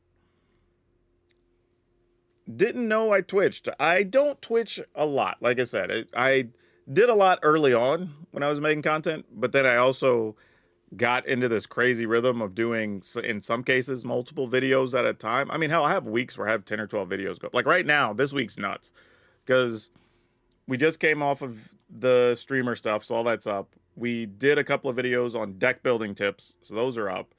We did 2 videos for the crafting guide of things you should craft and things you shouldn't craft. Then I also did a bonus video for the ambassador stuff with Uncle Iroh talking about strategies in Avatar. So that went up, not counting the regular gameplay videos that are up as well. And then we're also streaming. All right, so there's a lot of stuff that went up on the YouTube channel. So if you don't follow, I would really appreciate it if you go to YouTube and follow me there. We also have sweet merch if you want to check that out. Catlick says, I've been super busy lately, so the Avatar stuff is all new to me. So I'm enjoy sitting around looking at cards and what's all new today. Oh, well, thanks for hanging out. I'm glad I was able to help you. Rizzo Joy says, sweet, if you end up doing that again, would be happy to throw you some money to see you play the deck. I'll just have to catch you doing it. Oh, yeah, sure. Yeah, if you follow me, you'll get all the notifications and stuff.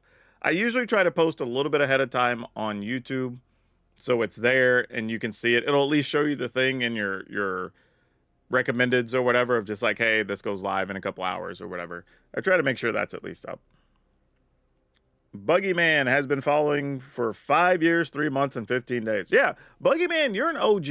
You're not like a day one, but you're damn close. Like you're up there. I started streaming, I think, what I would call regularly in around like late 2019. So it would have been like September, October-ish, 2019, around that time. And then I started doing YouTube daily the end of February, early March of 2020. Which, by the way, when we get to March this year or next year, that will be 6 years of posting something daily on YouTube. Like, you know how crazy that is? Like, that doesn't even sound real. But it's like, I actually forgot how long it was.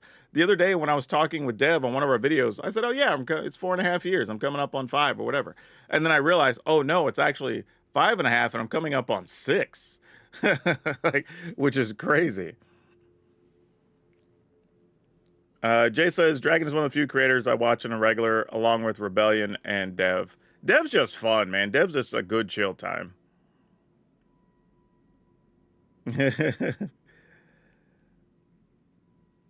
Oh, Marble says you can't play the standard event right now. Oh, weird. Let me go check and see if something's going on with it. Hold on a sec. I will go look and see if I'm having the equal problem. Let's go to play events. Standard, let's see, midweek, color challenge, quick draft, sealed. Traditional sealed. I don't even see a standard event in here. Was there one going right now? I see the midweek magic, which is the jumpstart, I think.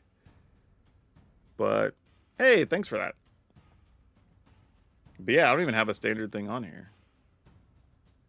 New? Traditional? Yeah, mine's not even showing one. Huh. Weird. It's basically Roots Cats for most, but interesting tech. Okay, yeah. Let's see. Restaurant says the problem is super complex to play. Oh yeah, if you're playing anything with graveyard stuff and milling yourself, like, there's a lot of decisions. Says Power Dragon, when is the new episode of Color Magic? On either late Thursday or early Friday, like usual. We just didn't have one last week, but it's pretty much weekly otherwise. We usually record on Wednesdays. See it if you post it on Blue Sky. I follow you there. Fantastic. How's Brian Sonic? Doing well. He's got a lot going on with family and stuff right now. Not necessarily bad, just, you know, a lot going on. So he's been busy. Yeah. I don't have an event. I don't even know if the standard events start till next week though, right? Are they there on day one? Because I don't remember. I rarely play them, so I don't remember seeing it though. Marble says, I built one of your decks, so I'm really bummed if I can't play standard. I'm going to be so upset. Yeah, I don't know. Or maybe they don't start today. You know, maybe that's the thing. Maybe it's after the midweek magic they'll fire him up. Can you show the mono green aggro wasn't here? You don't want to see that. It's probably not. I wouldn't recommend anything I have right now. I would not recommend building. Mostly because they will likely, I would be surprised if every one of these doesn't get some number of changes between now and me recording things tomorrow, or at the end of the videos of which I play them in. So you are welcome to see it. I would not recommend building it because I do not think any of these are near the final version. We kind of just threw these together because these were the things I already had, or things that we just kind of theory crafted as a group. But I don't think any of them are particularly what I would call outright good right now. And that's the other thing too. And I will say this. Another reason I also have gotten away from doing a lot of that is because I had situations, and granted, this isn't fault of mine, I understand, but it's, I don't know, I think about it as like, I don't know, customer service experience. But I had some people who literally were mad because I showed a list on stream. Then when I made the video, it was different than the list that they saw. And they had already went and spent wild cards on it or whatever. And they were mad and they felt like they got duped or whatever. And I was like, well, I don't tell you how to spend your stuff, man. Like, you know, and I can't promise you that like my lists are going to stay exactly the same or that I'm not going to find a better version after it goes up, or hell, I hadn't even played it yet, you know, for that matter. But that happened a couple of times, so I do try to give caveats for a lot of that. I promise not to craft it. I want to steal your ideas. No, I don't care if people play my ideas. I don't care in the least. I mean, here's the thing. Anybody who's worried about having your decks copied, you're dumb if you're making YouTube videos. Hell, if you don't want any information copied, you're dumb if you're making YouTube videos. Like, let's just call it like it is, you know? like let's be real. Once it's on the internet, anybody can see it. That's why when I see folks and they're like, oh, well, I saw so-and-so playing one of your decks. Like, okay, great. Well, they didn't even give you credit. I'm like, I don't even know if I'm the first one who came up with the idea. You know what I mean? Like, literally, there are millions of us playing Magic. Unless I put together a really quirky, odd, far-fetching corner idea, who's to say somebody else didn't come up with it first? They just didn't make a YouTube video about it, right? And in all reality, unless I'm playing it on a grand stage, or I do something where it's the version that takes off and gets 50,000 views or whatever, how can I really take claim for something? You know? Granted, when I see stuff, I try to help other people out. I try to shout out people if I get a deck from somebody else or whatever, just to put shine on someone, just because, you know, at least maybe they didn't even come up originally with the idea, but that's where I saw it. So that's where I'm going to pass the information of where I got it from, you know, but I don't expect everybody else to. Like, would it be nice? Sure, but like, nobody's required to.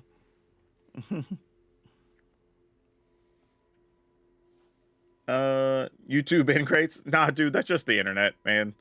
Everybody, here's the thing. Like, humans, we're bad about judging ourselves, and everybody wants to blame their problem on something else. So if they built the deck and it didn't work for them, and then they see my version and it did, then they're just mad they didn't get to build that version. And I get it, you know, because everybody's looking for a little extra. Hey, thanks for the cheers there, friend. Like, everybody's looking for a little extra leg up or whatever. And some people are really tight for their resources, you know, whether that's wild cards or cash or whatever. So I get it, you know, so I get where the anger comes from. It might be misdirected, but I get it.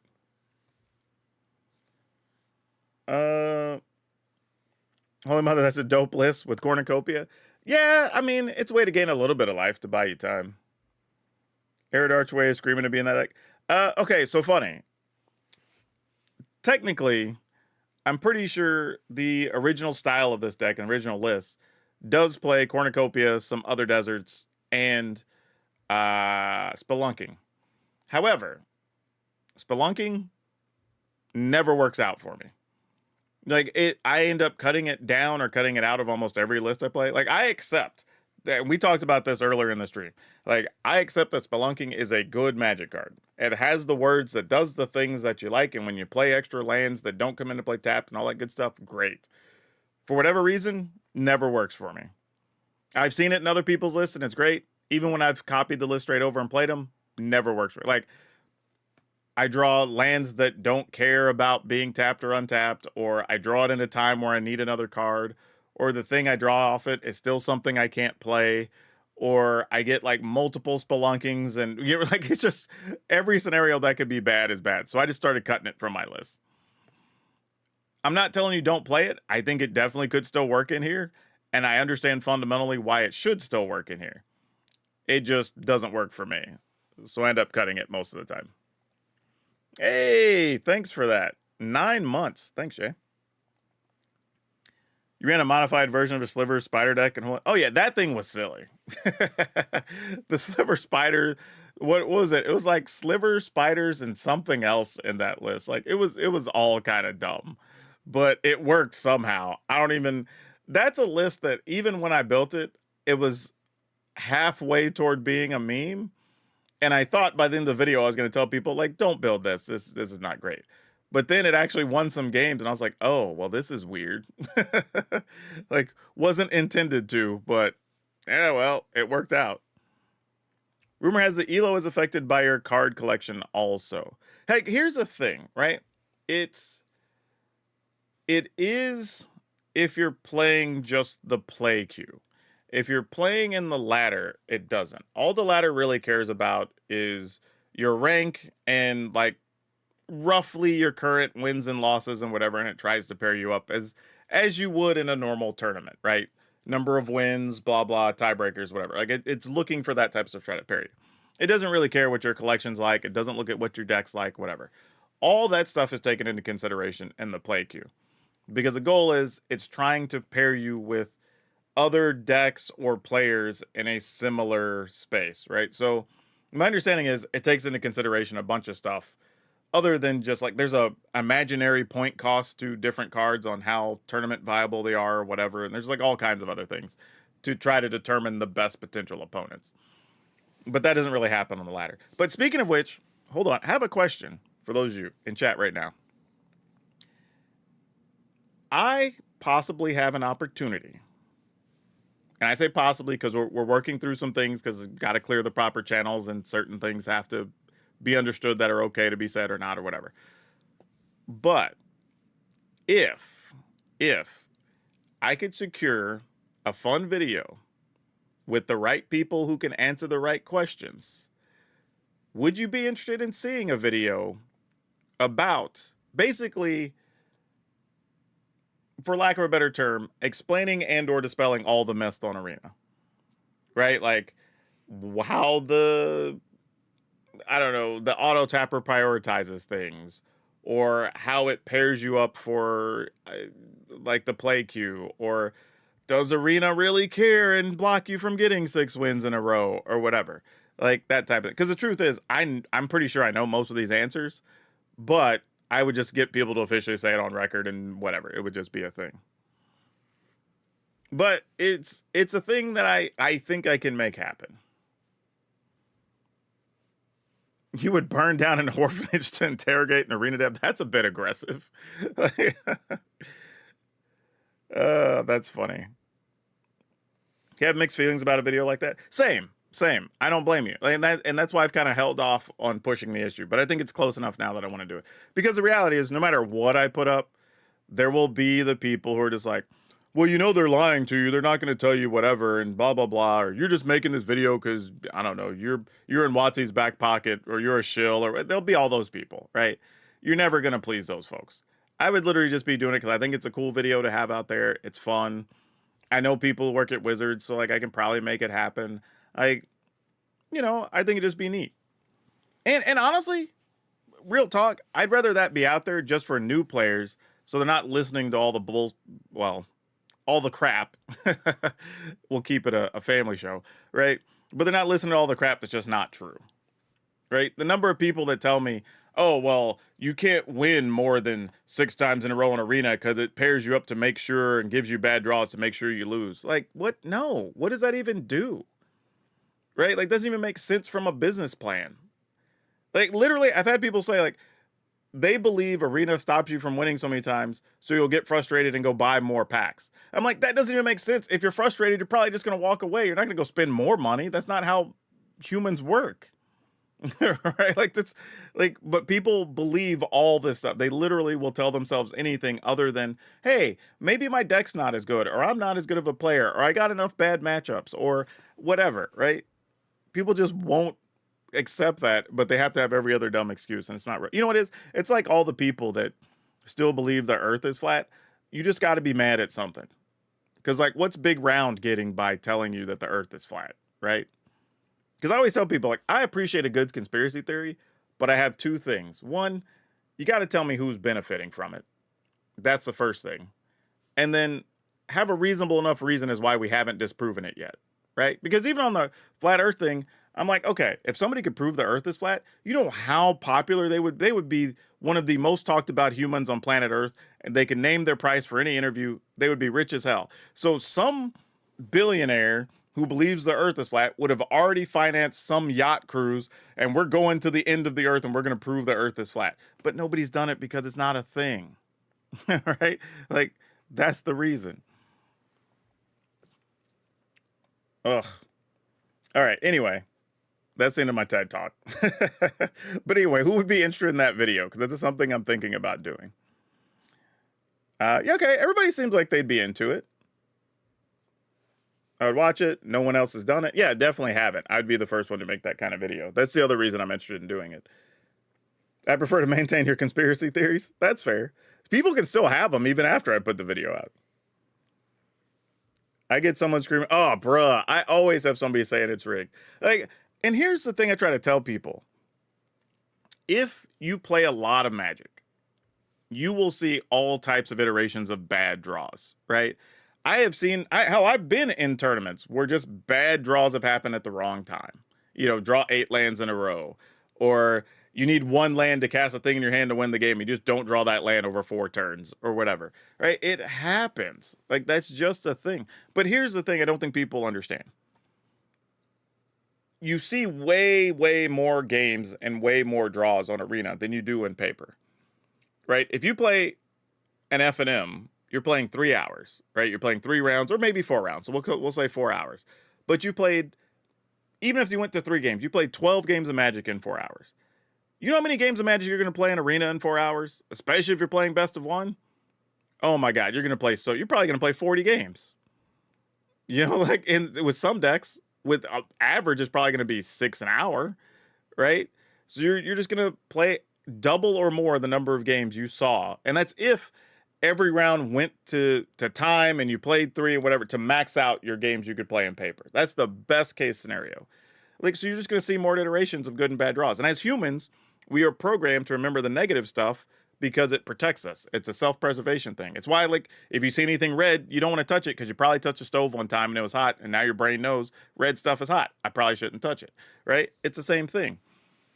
The analogy I like to use for people, hey, a new follower, thanks. I like to use for people is poker, right? When we could all play freely, play digital poker, the best poker players would try to figure out the maximum number of tables they could play at a time, right? For a lot of people, that was 6 or 8, even 10 tables, because you could play by the numbers if you just wanted to check out for a little bit, and you would increase the odds that those percentages would work out because you're seeing more and more and more hands, right? As opposed to playing one table where sometimes you have to make some plays that aren't necessarily numerically the best if you're trying to maximize your money because you're not going to get to the point where you can see all those fractional percentages. Kind of the same thing in action. Hey, thanks. Let's see. Max Bailey says, I always have to talk my buddy out of wearing a tinfoil hat about Arena. Yeah, fair. Georgia says, Jay, you had a pretty epic accusation in your comments a couple months back. It doesn't surprise me. I bet everybody has. Oh, you're a positive commenter. I also trust you more than many other people that make content. Like, here's the thing. If I genuinely thought there was an issue, I would just say there's an issue. Right? I have I'm on 2 different podcasts. I have done stuff publicly. I have made videos. Like, I have talked negatively about things Wizards have done, and I have talked positively about things Wizards have done. Hell, I'm on the Commander Format panel. We went to Wizards, and I told some negative things to people, and we shut down an idea that they want to do. I can't tell you what it is because NDAs, but I have no problem saying those things if they're true. But they're just not. Here's the thing. Like, hell, even go watch any of the Arena championships. If those things existed, wouldn't they take them away from the pro players so their competitive product would be the best version of the thing?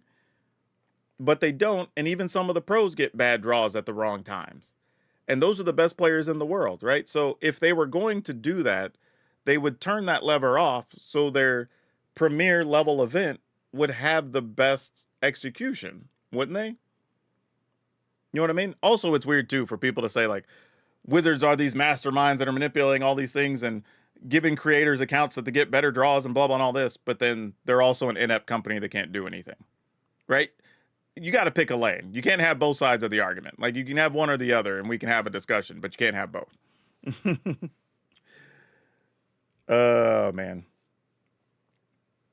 I just have allowed. They once had the Flat Earth conference in a city where people had to fly in. Imagine, yeah, that is weird, right? That you could literally see the curvature of the Earth, but you're going to a place to tell people it's flat. That's funny.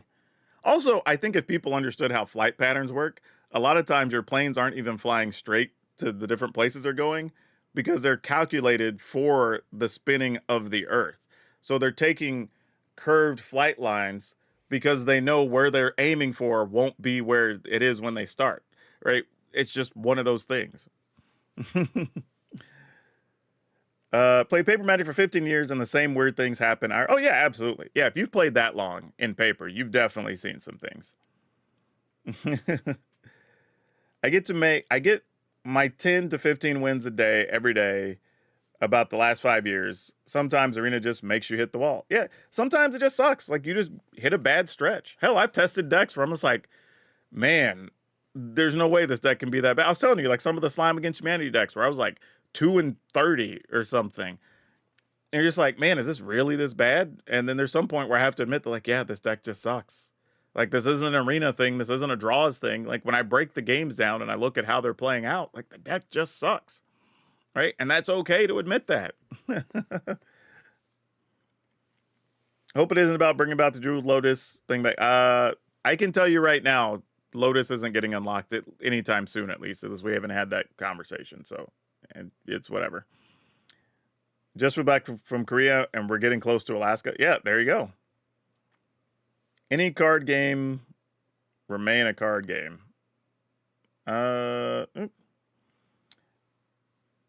No, Jewel Lotus, I can just tell you right now, it's not on the docket of even being discussed to be brought back right now. Just not. I will say this. So here's the biggest thing. And I'll never say never because, you never know. But the thing about Jeweled Lotus is this. Like, the intention of Jeweled Lotus, even after talking with R&D folks, is that it was so people could play the more expensive legends faster, right? But that's not what happened. You just got to where the faster, lower cost legends were just not just getting to played and a spell or two with it. It wasn't really enabling the more expensive commanders. So ultimately, the best design of the card would have probably been, oh yeah, see you later, dude. Hey, the best design of the card would have been something where it's like, you can spend the mana, but only to play legends that cost, I don't know, let's say 4 mana or greater, right? Then it would have been used in the way they wanted to and intended, I believe. And that's not to say they can't make that in the future. They might be able to.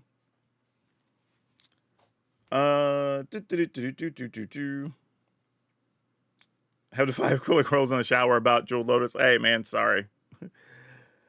The only thing I don't like about Arena is that it encourages fast aggro decks because they are more likely to win on the play and rank up. I don't even think it's so much about winning on the play. It's just like, if you even go play in Paper, more people like playing aggro decks. And honestly, there's a lot of reasons for that. Like, there are often cheaper decks to build. Not always, but often. Right? They are easier to play. They are faster. So if you only have hour and a half, 2 hours to spend that night playing Arena, you probably want to get more games in as opposed to playing, like, I don't know, 4 games an hour of some control deck or whatever, right? So I get it. There's a lot of reasons, actually. I don't think it's just an Arena encouragement. I mean, there was even times when I played the Star City Opens, I tended to play decks that were faster because I also wanted time to have breaks. So I could go grab a bite to eat, get something to drink, relax a little bit between rounds. And that made a big difference compared to the times I was playing control decks, and I'm playing almost all the way up to time every round. And I'm just like thinking more, and I'm more tired at the end of the week. So there's a lot of reasons to play aggro over control, more than you think. Speaking of which, there's some footage out there of a couple of Star City Opens, and we reviewed it during the pandemic. But do y'all want to do a watch along of a couple of those and get my commentary of myself playing those tournaments? Like, we can do that this week or next week if you want. Because I watched back through them and they were kind of fun games, actually. Like, just crazy. So I'd be really entertained if y'all want to sit through that. Watch some classic Star City Open stuff. And there's actually a lot of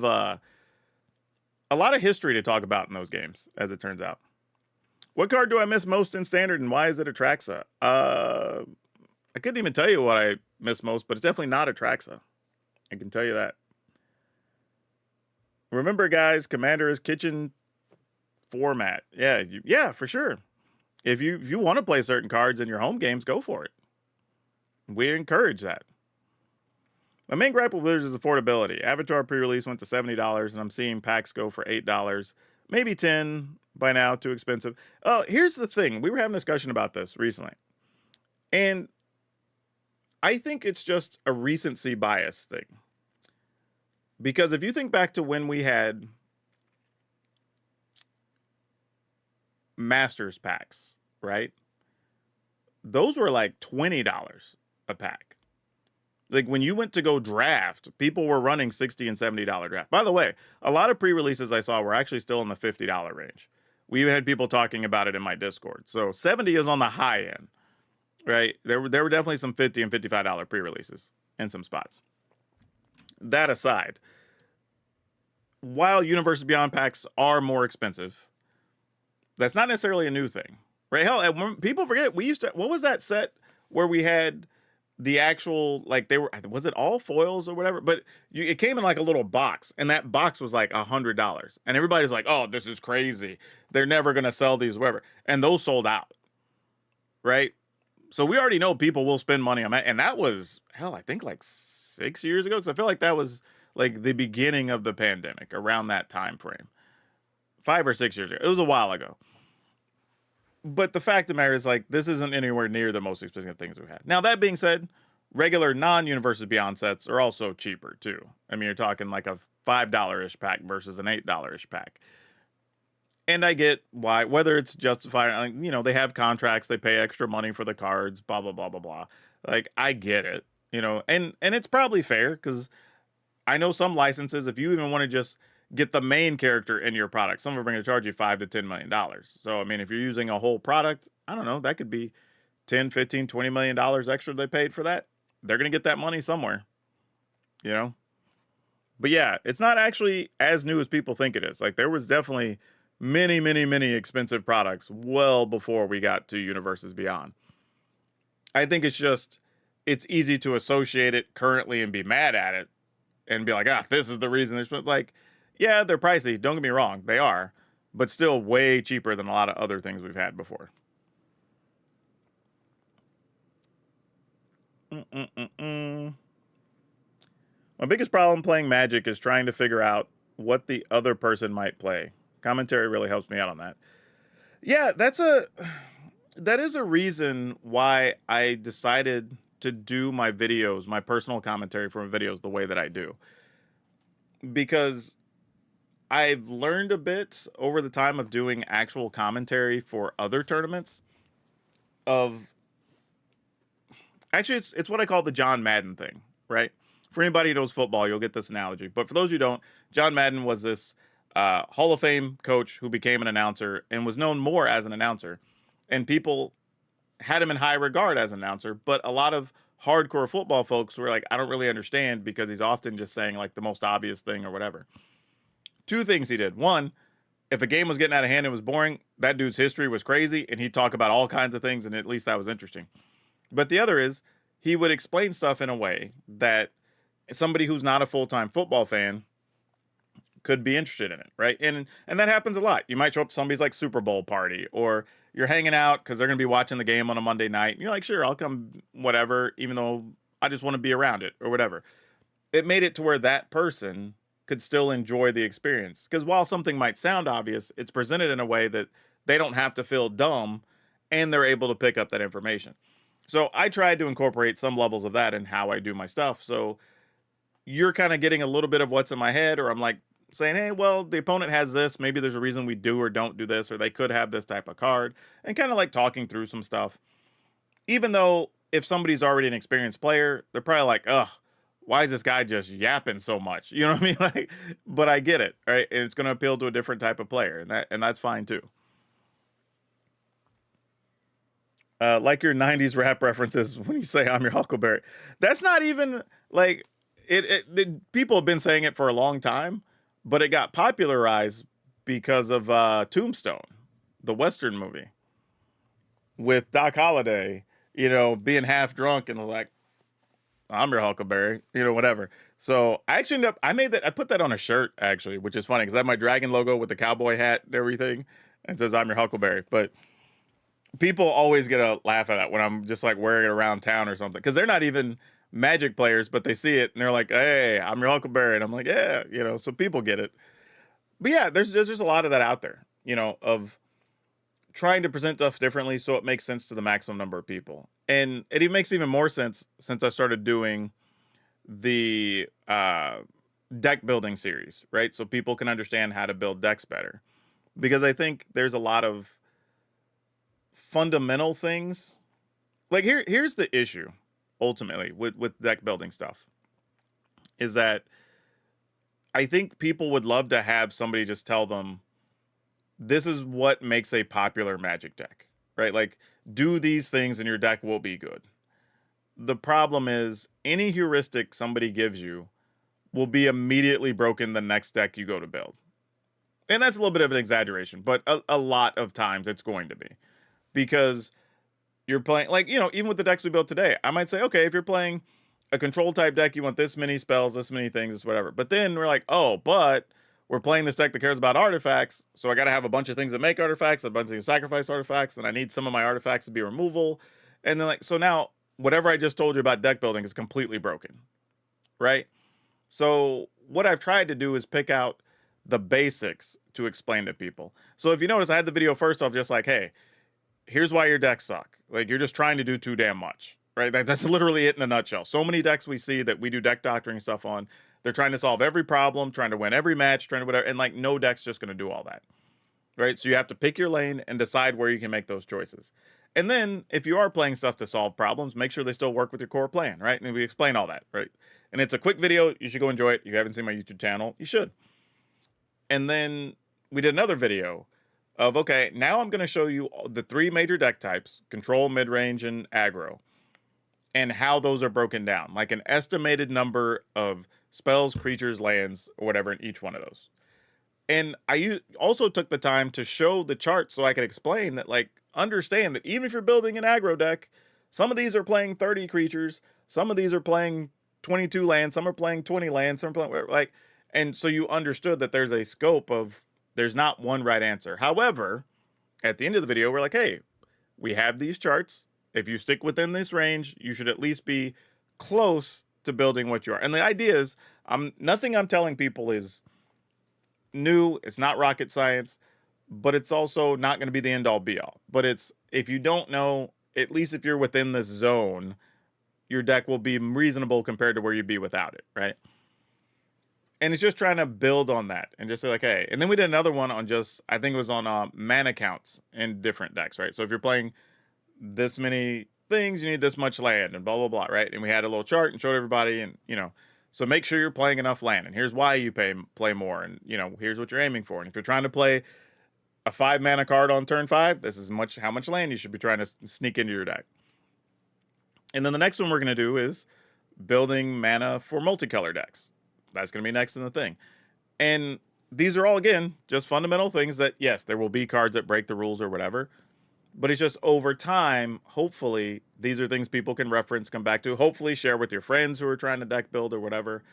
And then maybe I'll do a compilation video where I just link them all together or something. I don't really know yet. But just making it to where, all right, cool. Because there's everything that's like, hey, when you start playing Magic, you want to have this much land and whatever. Okay, cool. That's the absolute top level. And then we're trying to go down one level to help people. I don't think, and there's a lot of people who want us to go way deeper than that, but I'm never going to.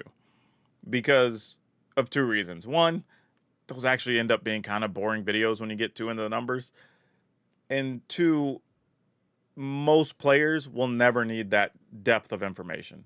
Even if people got it, they just wouldn't use it. Because it's just not going to be applicable to their situations most of the time or whatever. So like I might do stuff about here's how you can mulligan better and things like that. Because those are things that matter, I think, in every game you play, you know, every game of Magic you play. So I think that's fine. But a lot of the nitpicky stuff people ask for probably won't ever be a video. At least not from me. I just don't think that's it. And truthfully, if you are somebody who wants that level of information, that super in-depth, like super crunchy, broken down, whatever, there's literally pro players that have YouTube channels that would specialize in that better than I would anyway.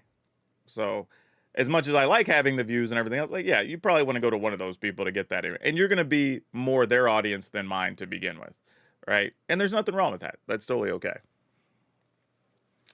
RT111 says, SPMTD does great commentary while he plays. It's on the same level as listening to a baseball game. That's cool. Why, Johnny Ringo, you look like somebody just walked over your grave. Yeah, the best quote in that movie legitly is where they're talking about him being drunk in the bar. He says, I got a bullet for both of you. I'm like, dude, that's crazy. Like, dude's just going to take a shot at 2 targets and make sure he hits them. Another creator has merch that just says F alchemy and no indication that it's magic related. So it looks like, you know what's funny? I was thinking about making that. I'm glad I found out somebody else already did, because I'd hate to look like I just stole their idea. Having the accessibility to watch a video on different deck types is definitely helpful for new players like me. Awesome. I'm glad that works for you. Yeah, because that's the thing. Just, again, there's going to be so many new players all the time that just like having an option for them to pick up that information is good. Now, granted, it's got to go through all the things of, you know, enough people have to watch it and like it, and YouTube has a note to recommend it to new players. It's a whole thing. So I don't know if those will ever become evergreen videos. Like, I hope so. But if nothing else, I'll at least have videos I could recommend to players. When they're like, man, I struggle with this thing, I could be like, hey, I have a video. You should go watch that, you know? But yeah, that would be my thing. Just to have that option so I could show it to people. And hopefully people share it with their friends who are looking to play 60 card Magic or whatever. And right, those are all things that I think could help them out. Yeah, how to mulligans, absolutely. And that's the other thing too. I don't expect most people will need a lot of the information in a lot of those videos, right? It's geared at a specific audience. For people who are struggling, and there's a lot of people who've played Magic for a while that are still struggling, right? Or don't understand what mistakes they're making in deck building or whatever. So for those people, it's great. If you're a RCQ grinder, or you've qualified for regionals a few times or whatever, like, you're probably not going to find interest in those videos. And that's okay. I totally understand. Says you're making some good headway in figuring out the best way to handle Eldrazi decks in Historic. Yeah, that's a whole other ball game. But all right, y'all, we are past midnight local time. Matter of fact, that means I had another video just go live. I think that's my, what video went live? Oh, it's going to be the one that's the Bant's combo deck with Doc Arlock and Aang and all that stuff. Which I think every creator is going to have some version of that, so I wouldn't be too surprised. But yeah, I think I'm going to wrap things up here. I need to grab a quick snack, figure out what the next videos are going to be for a couple of days. And let's see, I'll be recording the podcast tomorrow. Maybe on Thursday, we'll get on and do some Deck Doctor videos, possibly. I think we'll do a Deck Doctor stream.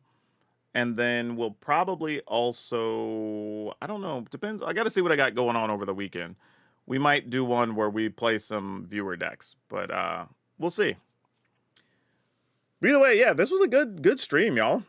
We had a lot of people in here, about 80 folks the whole time between all the different platforms, so that was good. And we had a lot of good chats. We discovered some things that worked and didn't work in some decks. But that's why we do all the theory crafting and the jank building and all that other stuff, right? Like, that's how you learn. I always tell people, like, we got to make mistakes, because that's right. At one point, we didn't know how to tie our shoes, but we did it wrong 5 or 6 times and we figured out the right way, right? Same thing with decks. Sometimes you just try cards and they don't work the way you want, and you eventually land on the right spot, and it just takes a little while. But yeah, thanks so much for hanging out, though. I appreciate y'all. Please go watch the YouTube video. Matter of fact, if you don't watch any other YouTube video, please go watch my dumb Uncle Iroh helps me reveal strategies for Avatar video, because that was like the silliest, campiest thing I've done in a minute, and I had a blast with it. So please go watch that one on my YouTube channel. It's fun. It's short. It's like 9 minutes, I think. It's not even a long video, but I just had fun doing it. And you might learn a little bit of something, which is also cool. So please go check that one out. Otherwise, that's all I have for y'all. As always, wherever you're watching or listening, because some of you just had me on in the background, please take care of yourselves, your family. Good morning, good afternoon, good evening, good night. Remember to be awesome. Most importantly, be awesome to each other.